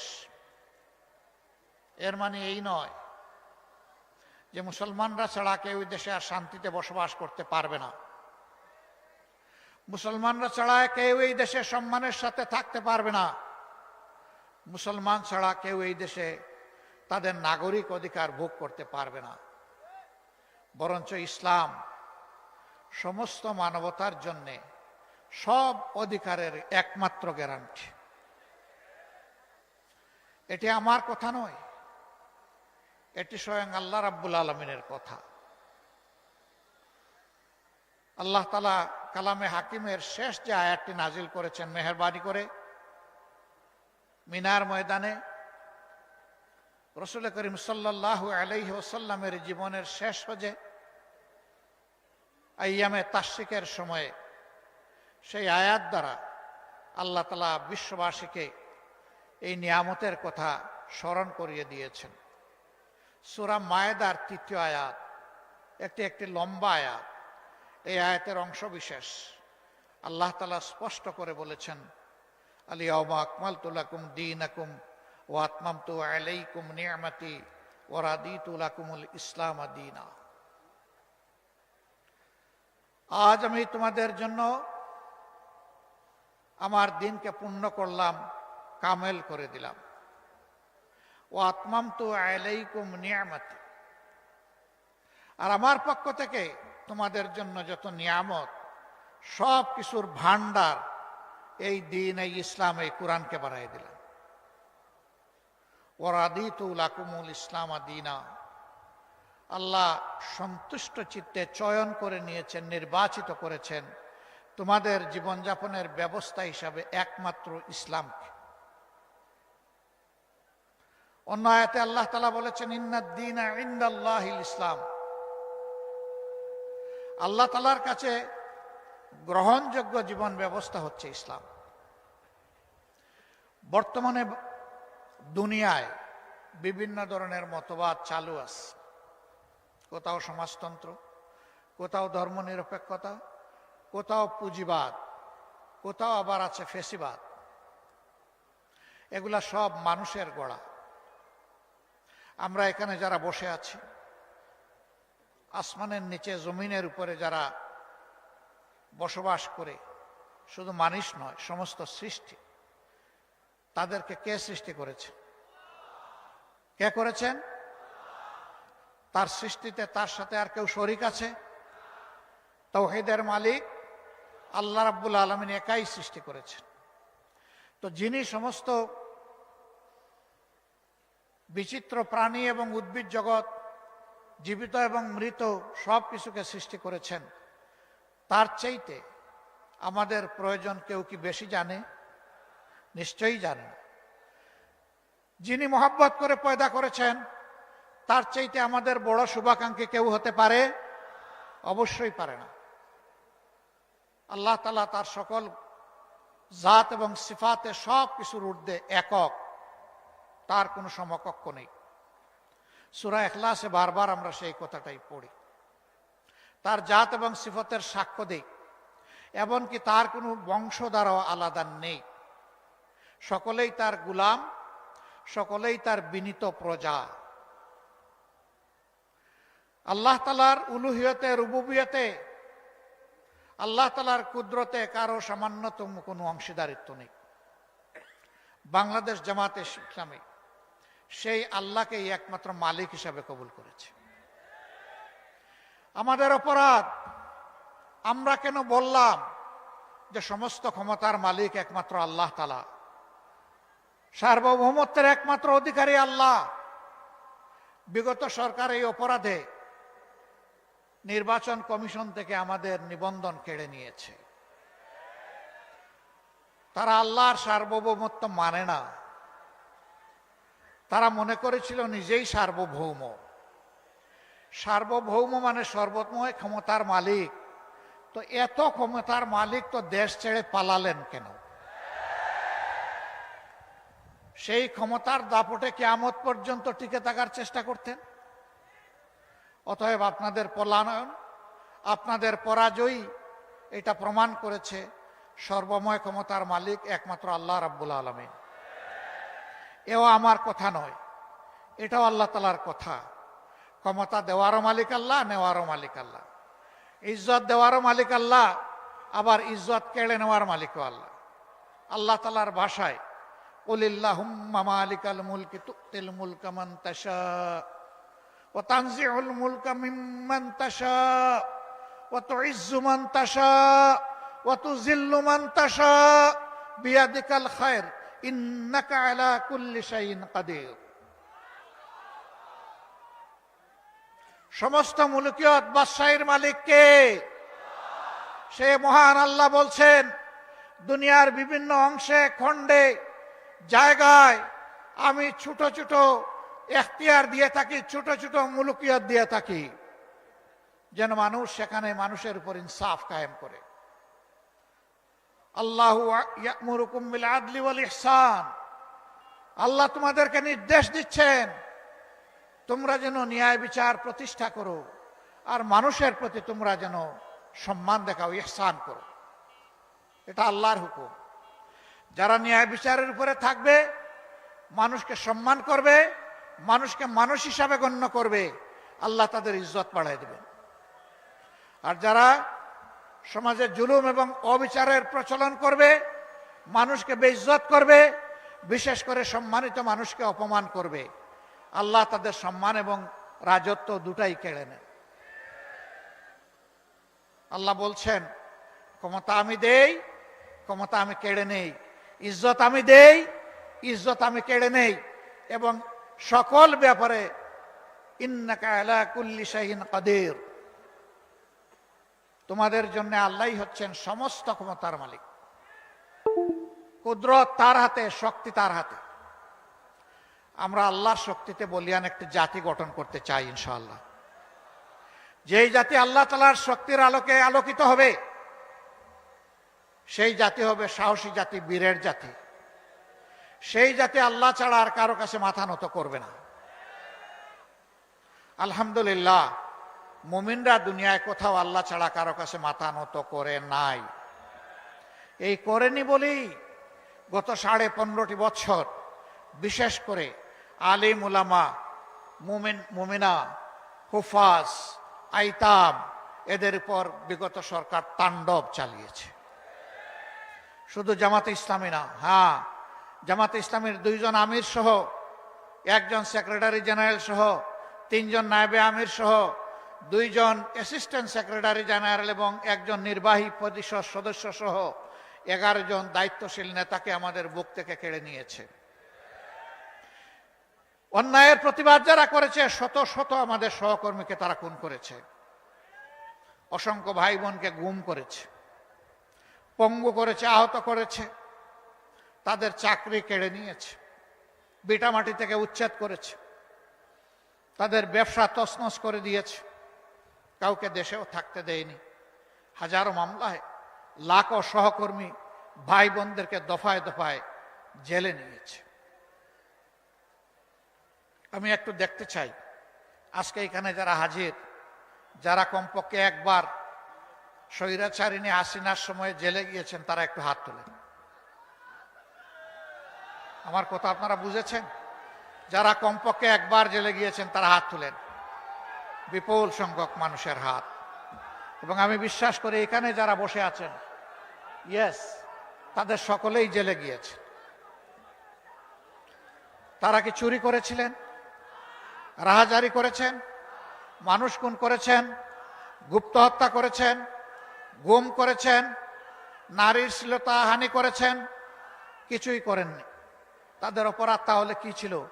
ওমা নাকামু মিনহুম ইল্লা আইয়ুমিনু বিল্লাহিল আজিজিল হামিদ।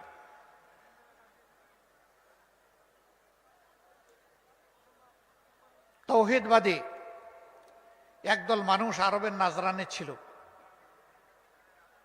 মুশরিকরা তাদেরকে আগুনে গর্তে নিক্ষেপ করে হত্যা করেছিল। যাদেরকে হত্যা করেছিল তাদেরকে বলা হয় আসহাবুল উকদুদ। আল্লাহ তাআলা সেই গর্তগুলো আমার দেখার সুযোগ করে দিয়েছিলেন। 1000 বছর আগের স্মৃতি এখনো সেই এলাকা বহন করে চলছে। সেখানে গিয়ে দেখলাম যাদেরকে হত্যা করা ছিল পুড়িয়ে, তাদের শরীরের হাড়গুলো এখনো বিভিন্ন অংশে ছড়াই আসছে। আল্লাহ তাআলা তাদের ব্যাপারে এই আয়াতটি নাজিল করেছিলেন। স্বৈর শাসক তাদেরকে বলেছিল, এক আল্লাহ মানলে চলবে না, অমুককে অমুককে আল্লাহ মানতে হবে, ইলা মানতে হবে।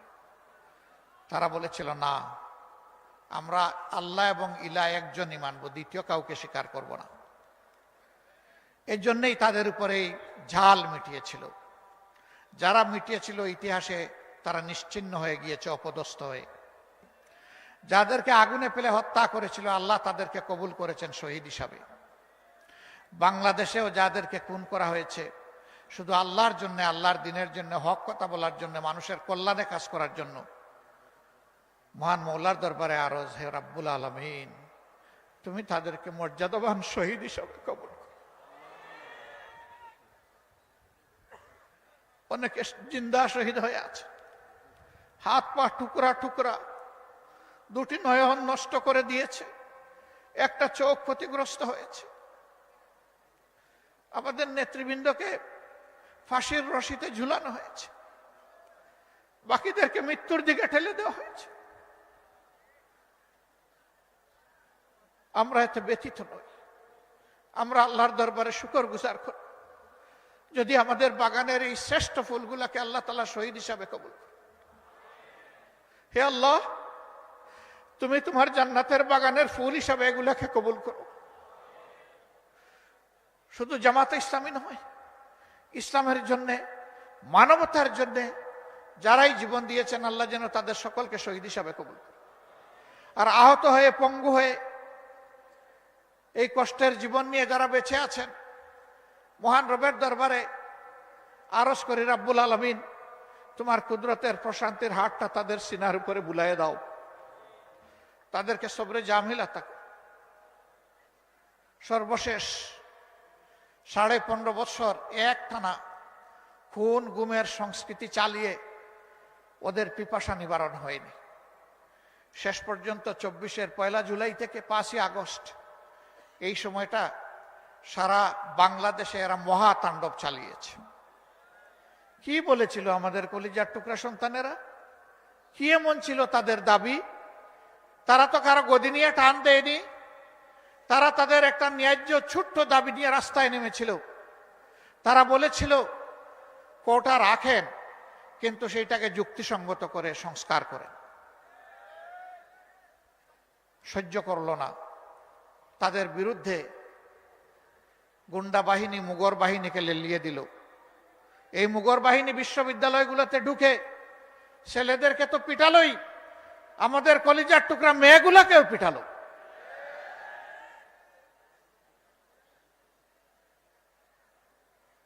সম্মানিত ভাইয়েরা, এরপরেও শেষ নাই, তারপরে ফায়ার ওপেন করলো।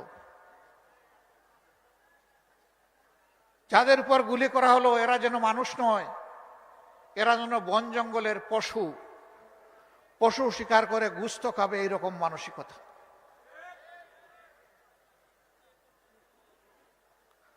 কতজন আদম সন্তানকে দুনিয়া থেকে বিদায় করা হয়েছে সঠিক হিসাব দুনিয়ার কেউ দিতে পারবে না।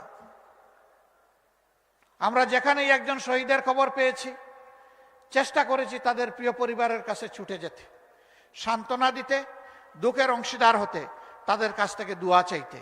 কারণ তারা পরম সৌভাগ্যবান, জাতিকে মুক্তির সংগ্রামে তার সন্তান, তার ছেলে, তার ভাই, তার স্বামী, তার পিতা নেতৃত্ব দিয়ে দুনিয়া থেকে বিদায় নিয়েছেন। তারা আমাদের কাছে জাতীয় সম্পদ, পরম সম্মানের পাত্র। কিন্তু আমরা সবার কাছে যেতে পারিনি, কারণ সবার খোঁজ আমরা পাইনি।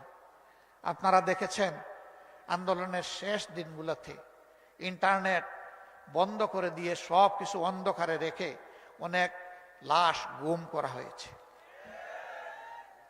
স্তূপে স্তূপে লাশ ট্রাকের উপর ছুঁড়ে মারা হয়েছে, তারপরে পেট্রোল ছিটিয়ে আগুন দিয়ে লাশগুলাকে ছাই বানায় ফেলা হয়েছে। এখনো বহু জায়গায় যাই, কাঁদো কাঁদো চোখ নিয়ে, চোখের ফুটা ফুটা পানি নিয়ে অনেকে হাজির হয়ে বলে, বাবা আমার সন্তানটার কোনো খবর পেলাম না, অন্তত তার কবরের খবরটা পেলে মনে একটু সান্ত্বনা পেতাম যে আমার সন্তানটা অমুক জায়গায় ঘুমিয়ে আছে। আপনারা কি কোনো খবর জানেন? বলুন, এই মানুষগুলোকে কি সান্ত্বনা আমরা দিতে পারি? আমাদের কাছে সান্ত্বনা দেওয়ার মতো কোনো ভাষা থাকে না। আমরা সব ভাষা হারিয়ে ফেলি। তাদের সাথে আমাদের চোখ থেকেও তখন পানি ঝরে। আপনাদের এই শহরেরই গুলিপাড়ার একটা ছেলে, ওর নাম মিনারুল, গরিব পরিবারের সন্তান, বয়স কত হবে, 20-22 হবে। নারায়ণগঞ্জের একটা গার্মেন্টসে চাকরি করত। তার দুটো ভাই কষ্ট করে রিক্সা চালিয়ে সংসার চালায়। এই ছেলেটা আন্দোলনের সময় বাড়িতে এসেছিল। সে রাস্তায় নেমেছিল আন্দোলনকারী মানুষগুলোকে একটু পানি পান করাবে।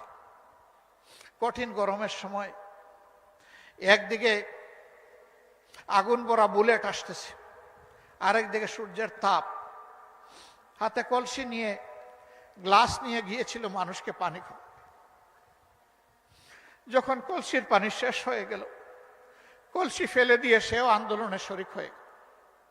জালিমের বুলেট এসে তাকে এফুড় উফুড় করে দুনিয়াতে নিয়ে গেল। রাজশাহীতে এসেছিলাম তার পরিবারকে দেখতে। সেখানে গেলাম, তার মা, তার ভাইয়েরা এবং শহীদের স্ত্রী, তারা অত্যন্ত গুছিয়ে শালীনভাবেই আমাদের সামনে আসলেন। একে একে সবাইকে জিজ্ঞেস করলাম, কেউ কথা বলতে পারছে না, শুধুই কাঁদে। এই যুবতী মেয়েটাকে যখন জিজ্ঞেস করলাম, মা রে তুমি কেমন আছো, মেয়েটি জবাব দিলে, আলহামদুলিল্লাহ ভালো আছে। কিন্তু এই কিন্তু বলে কথা তার বন্ধ হয়ে গেল, আর কিছু বলতে পারে না। বেশ কিছুক্ষণ পরে আবার জবান ফুটিয়ে কেঁদে কেঁদে বলল, আমি তো 6 মাসের অন্তঃসত্ত্বা, আমার গর্ভের সন্তানের কি হবে? ও যখন দুনিয়ায় আসবে, মুখে যখন কথা ফুটবে, তখন বাবা ডাকবে কারে? সম্মানিত ভাইরা, এ মেয়েটাকে কি সান্ত্বনা দেওয়া যায় বলুন? তার প্রথম প্রশ্নের জবাব এইভাবে দেওয়ার চেষ্টা করেছি, মা এখন থেকে তুমি এবং তোমার এই পরিবারের লোকগুলো আমাদের পরিবারের সদস্য। তোমার গর্ভের সন্তান দুনিয়াতে আসুক সুস্থ হালতে, আল্লাহ তোমাকে নেক আওলাদ দান করুন, দোয়া করি। এরপরে এই সন্তানকে আল্লাহ তাইয়্যিব হায়াত দিন, সেটাও দোয়া করি। ও যতদিন বড় না হবে, উপার্জন করার উপযুক্ত না হবে, মানুষের মতো মানুষ না হবে, ততদিন পর্যন্ত আমাদের সন্তান সন্ততি, আমাদের নাতি নাতনিরা যেভাবে বেড়ে উঠবে, যেভাবে শিক্ষা পাবে, যেভাবে খাবে, যেভাবে পড়বে, ইনশাল্লাহ তোমরাও সেভাবে থাকবা। আমাদের কোনো শক্তি নাই, আমরা আল্লাহ তাআলার উপর মুতাওয়াক্কিল হয়ে এই দায়িত্ব নিয়েছিলাম। আলহামদুলিল্লাহ, এই মেয়েটির গর্ভ থেকে আল্লাহ তাআলা তাকে একটা সন্তান দুনিয়ায় দান করেছে। দোয়া করি আল্লাহ তাআলা তাকে তাইয়্যিব হায়াত দান করুন, বাপের মতো সে দিনের মুজাহিদ হোক। এর জন্মের সম্ভবত 2-2.5 মাস হয়ে গেছে, 4 মাস হয়ে গেছে। আমি এসে দেখতে পারিনি, আজকে যাবো ইনশাল্লাহ ওকে দেখতে। এটা আমাদের নৈতিক দায়িত্ব। এদের প্রতি এটা কোনো দয়া নয়, অনুকম্পা নয়। যারা রক্ত দিয়ে আজকের এই পরিবেশ আমাদেরকে দিয়ে গিয়েছে, তাদের কাছে আমরা এবং সারা জাতি ঋণী এবং কৃতজ্ঞ। এই ঋণের দায় আমাদেরকে আজীবন পরিশোধ করতে হবে শ্রদ্ধার সাথে। এরকম যত শহীদ বাংলাদেশে আছে, আমরা তাদের প্রতি কৃতজ্ঞ, আমরা তাদের কাছে ঋণী। সাংবাদিক বন্ধুরা আমাদেরকে প্রশ্ন করেছেন, আপনাদের দলের কতজন শহীদ হয়েছে? আমি বলেছি, যারা শহীদ হয়েছে আমরা তাদের দলের মানুষ, এবং যারা শহীদ হয়েছে তারা সবাই আমাদের দলের মানুষ। আমরা জামাতে ইসলামী হিসাবে আমাদের দল নয়, আমরা মানবজাতি হিসাবে আমাদের দল এবং মানবতাবাদী হিসাবে আমাদের দল। তাদেরকে কোনো দলীয় পরিচয়ে আমরা সংকীর্ণ পরিসরে নামাতে চাই না। তারা আমাদের জাতীয় সম্পদ, জাতীয় বীর, তাদেরকে মাথার উপরে শ্রদ্ধায় আমরা তুলে রাখতে চাই। তারা তো গেলেন, আত্মীয় স্বজন একটা সান্ত্বনা পেলেন, কিন্তু যারা পঙ্গু হয়ে বেঁচে আছে, সাভারের, মিরপুরের সিআরপিতে যারা আছে, বিভিন্ন হাসপাতালে যারা আছে, মেরুদণ্ড গুলিবিদ্ধ হয়ে, যাদের কারো 2টি পা, কারো 4টি পা অবশ হয়ে বিছনা থেকে উঠতে পারে না, বসতে পারে না, নিজের হাতে অনেকে তুলে খাবারটা খেতে পারে না। আল্লাহ তাআলা, ও প্রভু, তুমি এই জিন্দা শহীদ গুলাকে কবুল করো, এদের জন্য উপকারী বন্ধু তুমি নিয়োগ করে দাও। বাকি জীবন কোনো না কোনো মানুষের উপর তাদের নির্ভর করতে হবে। মানুষের অন্তরে তাদের প্রতি শ্রদ্ধা এবং ভালোবাসা আল্লাহ তুমি পয়দা করে দাও। এরা বন্ধু আমাদের মানবিক জ্ঞান বলে। আল্লাহ তো মুর্দাকেও জিন্দা করতে পারেন, অসুস্থতায় সুস্থতার নিয়ামত দিতে পারেন, কিন্তু আমাদের মানবিক জ্ঞানে বলে এরা আর কখনো জীবনে উঠে বসতে পারবে না, হাঁটতে পারবে না। আবার আমাদের কলিজার টুকরা বুকের সন্তান, গুলি করে অনেকের 2টা চোখ অন্ধ করে ফেলা হয়েছে, দেখে না। আল্লাহ চোখ দিয়েছিলেন তার সৃষ্টির সৌন্দর্য দেখা এবং তার শুকরিয়া আদায় করার জন্য, কিন্তু জালিমরা তাদের 2টি চোখ কেড়ে নিয়েছে। এরাও আজীবনের জন্য জীবন্ত লাশ হয়ে গেল, জীবন্ত শহীদ হয়ে গেল। আল্লাহ এদেরও সঙ্গী হোক। আমি হাসপাতালে 8 তারিখেই আগস্ট মাসের ঢাকার বিভিন্ন হাসপাতালে আহত বন্ধুদেরকে দেখতে গিয়েছিলাম। তাদের বেডের পাশে বসে জিজ্ঞেস করেছি, কেমন আছো তুমি? বলে যে আলহামদুলিল্লাহ ভালো আছি। দরাজ গলায় বলে, আলহামদুলিল্লাহ ভালো আছি। তোমার 1 হাত নেই, 1 পা নেই, কারো 2 পা নেই, তুমি ভালো আছো? বলে যে হ্যাঁ আলহামদুলিল্লাহ ভালো আছি। এত কষ্ট নিয়ে ভালো আছো কিভাবে? বলে যে যে কারণে রাস্তায় নেমেছিলাম আমাদের উদ্দেশ্য সফল হয়েছে। কি কারণে রাস্তায় নেমেছিলে? আমরা স্বাধীনতার জন্য লড়াই করতে নেমেছিলাম, আমরা স্বাধীন হয়েছি। আল্লাহু আকবার। তার হাত নাই, পা নাই, চলে গেছে, চোখ নাই, চলে গেছে, সেদিকে খেয়াল নাই, বলছে যে জাতি স্বাধীন হয়েছে। একটা গোষ্ঠীর, একটা দলের জোর করে চাপানো গুলামি থেকে এই জাতি মুক্তি পেয়েছে। সম্মানিত ভাইয়েরা, বলেছিলাম, হে বুকের সোনা, তোমার তো একটা হাত চলে গেল, পা চলে গেল, তুমি তো আর স্বাভাবিক জীবনে আসতে পারবে না। জাতির প্রয়োজনে আগামীতে যদি এমনটি লড়াইয়ের প্রয়োজন হয়, তখন তো আর তোমার পক্ষে কিছু করা সম্ভব হবে না। চিৎকার দিয়ে বলে অবশ্যই হবে। যদি আল্লাহ আমাদেরকে হায়াত দেন অবশ্যই হবে। হাত একটা জাতির জন্য গিয়েছে, প্রয়োজনে আরেকটা হাতও দেবো ইনশাআল্লাহ। যে জাতির বীরেরা, সন্তানেরা এইরকম জাতির জন্যে, জাতির স্বাধীনতার জন্যে, মানবতার জন্যে বীরের মতো গর্জন করতে পারে, ইনশাআল্লাহ এই জাতির পর আর কোনো ষড়যন্ত্র বাস্তবায়ন হবে না। প্রিয় ভাইরা, 10 মাসের সন্তান কোলে মা নেমে এসেছিলেন রাস্তায়। ঢাকার রাস্তায় সাংবাদিক বন্ধু প্রশ্ন করেছে, আপনি কি কাজ করেছেন? এই অবুঝ শিশুকে কোলে নিয়ে আপনি রাস্তায় এসেছেন, মুহুর্মুহু গুলি চলতেছে, একের পর এক শহীদ হয়ে যাচ্ছে, পঙ্গু হয়ে যাচ্ছে, রক্তের বন্যায় রাজপথ ভেসে যাচ্ছে, আপনি কেন এই অবুঝ শিশুকে নিয়ে রাস্তায় নেমে আসলেন? আমার এই মা জবাব দিয়েছিলেন, শিশু এই কুলে যেটা দেখছেন এইটাই আমার একমাত্র শিশু নয়। আজকে বাংলাদেশের রাস্তায় 56,000 বর্গ মাইলে যতগুলা যুবক যুবতী নেমে এসেছে সবগুলা আমার শিশু, আমার সন্তান। আমি ওই সন্তানদের সাথে সংহতি, একাত্মতা প্রকাশ করার জন্য রাস্তায় এসেছি। আল্লাহু আকবার। 7-8 বছরের একটা ছেলে হাতের মধ্যে ইটের টুকরা নিয়ে পুলিশের দিকে তেড়ে যাচ্ছে। যুবকরা তাকে থামানোর চেষ্টা করছে। এই তুমি কি করছো? কয় কি করছি? কয় তুমি ছোট্ট মানুষ, এই গুলির সামনে তুমি এইভাবে আসছো কেন? কয় যে আন্দোলন করতে আসছি। কেন আন্দোলন করবা? ওরা আমার ভাইকে খুন করেছে, আমি প্রতিশোধ নেব। কে তোমার ভাই? বলে যে আমার ভাই আবু সাইদ। তোমার বাড়ি রংপুর? না, আমার বাড়ি ঢাকায়। তো আবু সাইদ তোমার ভাই হয় কিভাবে? ওই যে জাতির মুক্তির জন্য লড়াই করেছে এবং জীবন দিয়েছে, সেই তো আমার ভাই। এই ছোট্ট শিশুটির মগজের মধ্যে, তার কণ্ঠের মধ্যে এই কথা কে দান করলেন? আল্লাহ রাব্বুল আলামিন। যুবকরা বলতেছে তুমি যাও, আমরা তোমার পক্ষে লড়াই করব। ঝাঁকুনি দিয়ে বলতে, ছাড়েন মিয়া, আপনার আন্দোলন আপনি করেন, আমার আন্দোলন আমাকে করতে দেন।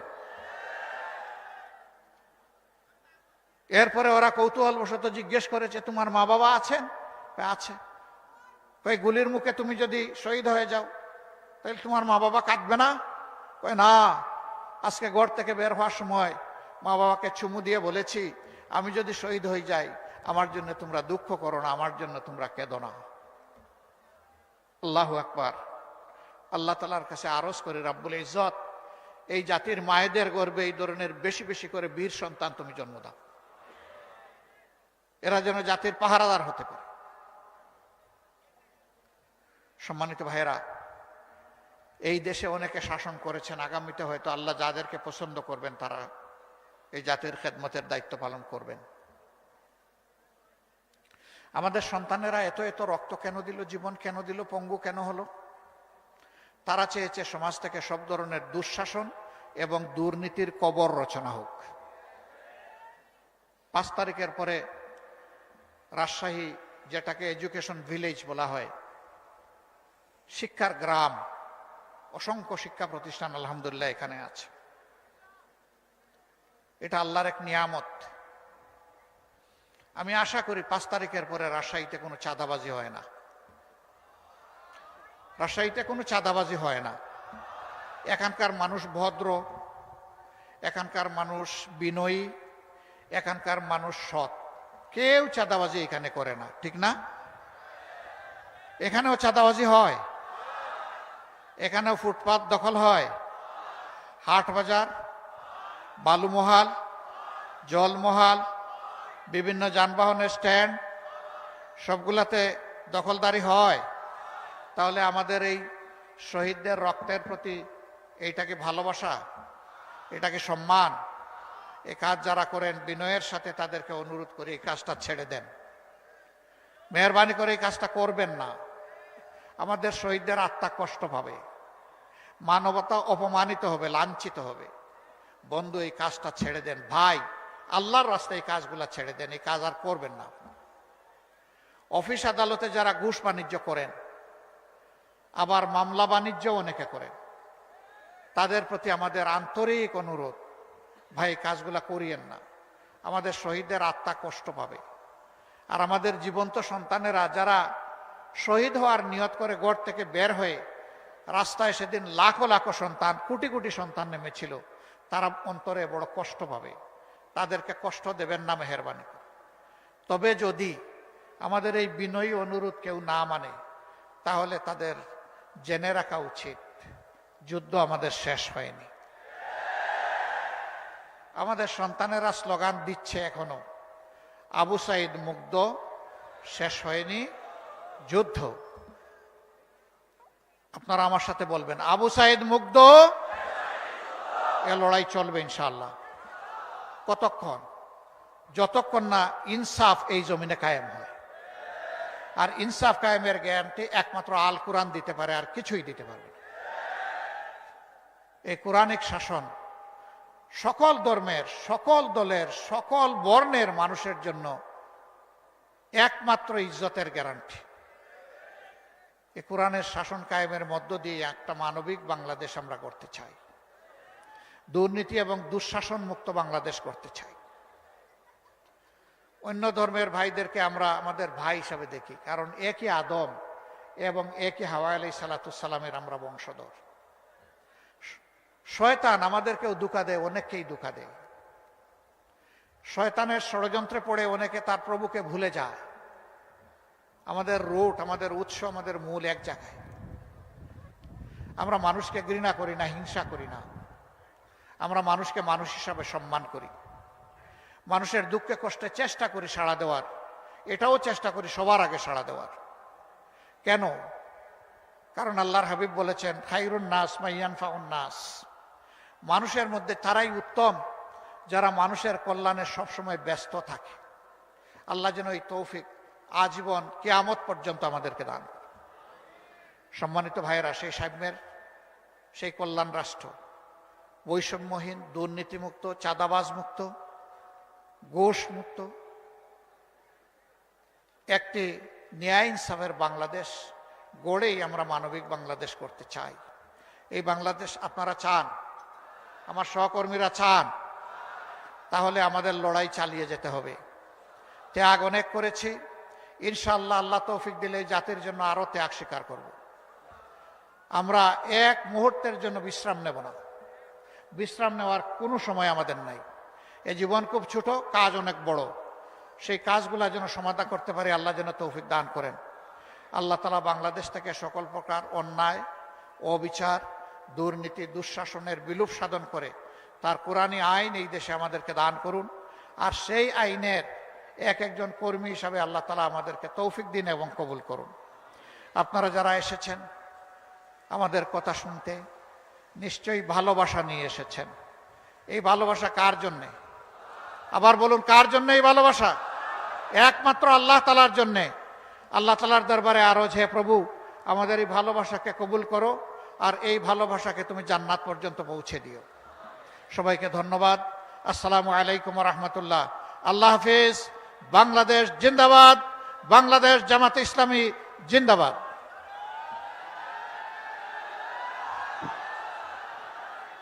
আমি একটু সুযোগ নিব, সম্মানিত শহীদ পরিবারের সদস্যরা এখানে বসে আছেন, আপনারা মেহেরবানি করে এই জায়গাটা ছেড়ে দেবেন এবং শহীদ পরিবারের কাছে আমাকে যাওয়ার জন্য সুযোগ করে দেবেন। আসসালামু আলাইকুম। নারে তাকবীর, নারে তাকবীর। বাংলাদেশ জামাত ইসলামী সংগ্রামী কর্মী ভাইরা, ৩৬ জুলাইয়ের গণ অভ্যুত্থানের পরে নতুনভাবে উজ্জীবিত বাংলাদেশের জনগণের আশা আকাঙ্ক্ষা পূরণের লক্ষ্যে আজকের এই ঐতিহাসিক মাদ্রাসা ময়দানে আমিরে জামাতের দেওয়া বক্তব্যকে পুঁজি করে আগামী দিনকে বাংলাদেশকে ইসলামের বাংলাদেশ হিসাবে গড়ার জন্য প্রস্তুতি নিতে হবে। সংগ্রামী বন্ধুরা, আমিরে জামাতের বক্তব্যের মাধ্যমেই আমাদের আজকের এই কর্মী সম্মেলনের কার্যক্রম সমাপ্তি ঘোষণা করছি। সংগ্রামী সম্মানিত কর্মী ভাইরা, অত্যন্ত সুশৃঙ্খলভাবে, শান্তিপূর্ণভাবে আজকের এই বিশাল ঐতিহাসিক কর্মীর সম্মেলন সম্পন্ন করার জন্য সকলকে ধন্যবাদ জানিয়ে আজকের এই সম্মেলনের কার্যক্রম সমাপ্তি ঘোষণা করছি। আল্লাহ হাফেজ। বাংলাদেশ জিন্দাবাদ। বাংলাদেশ জামাত ইসলামী জিন্দাবাদ।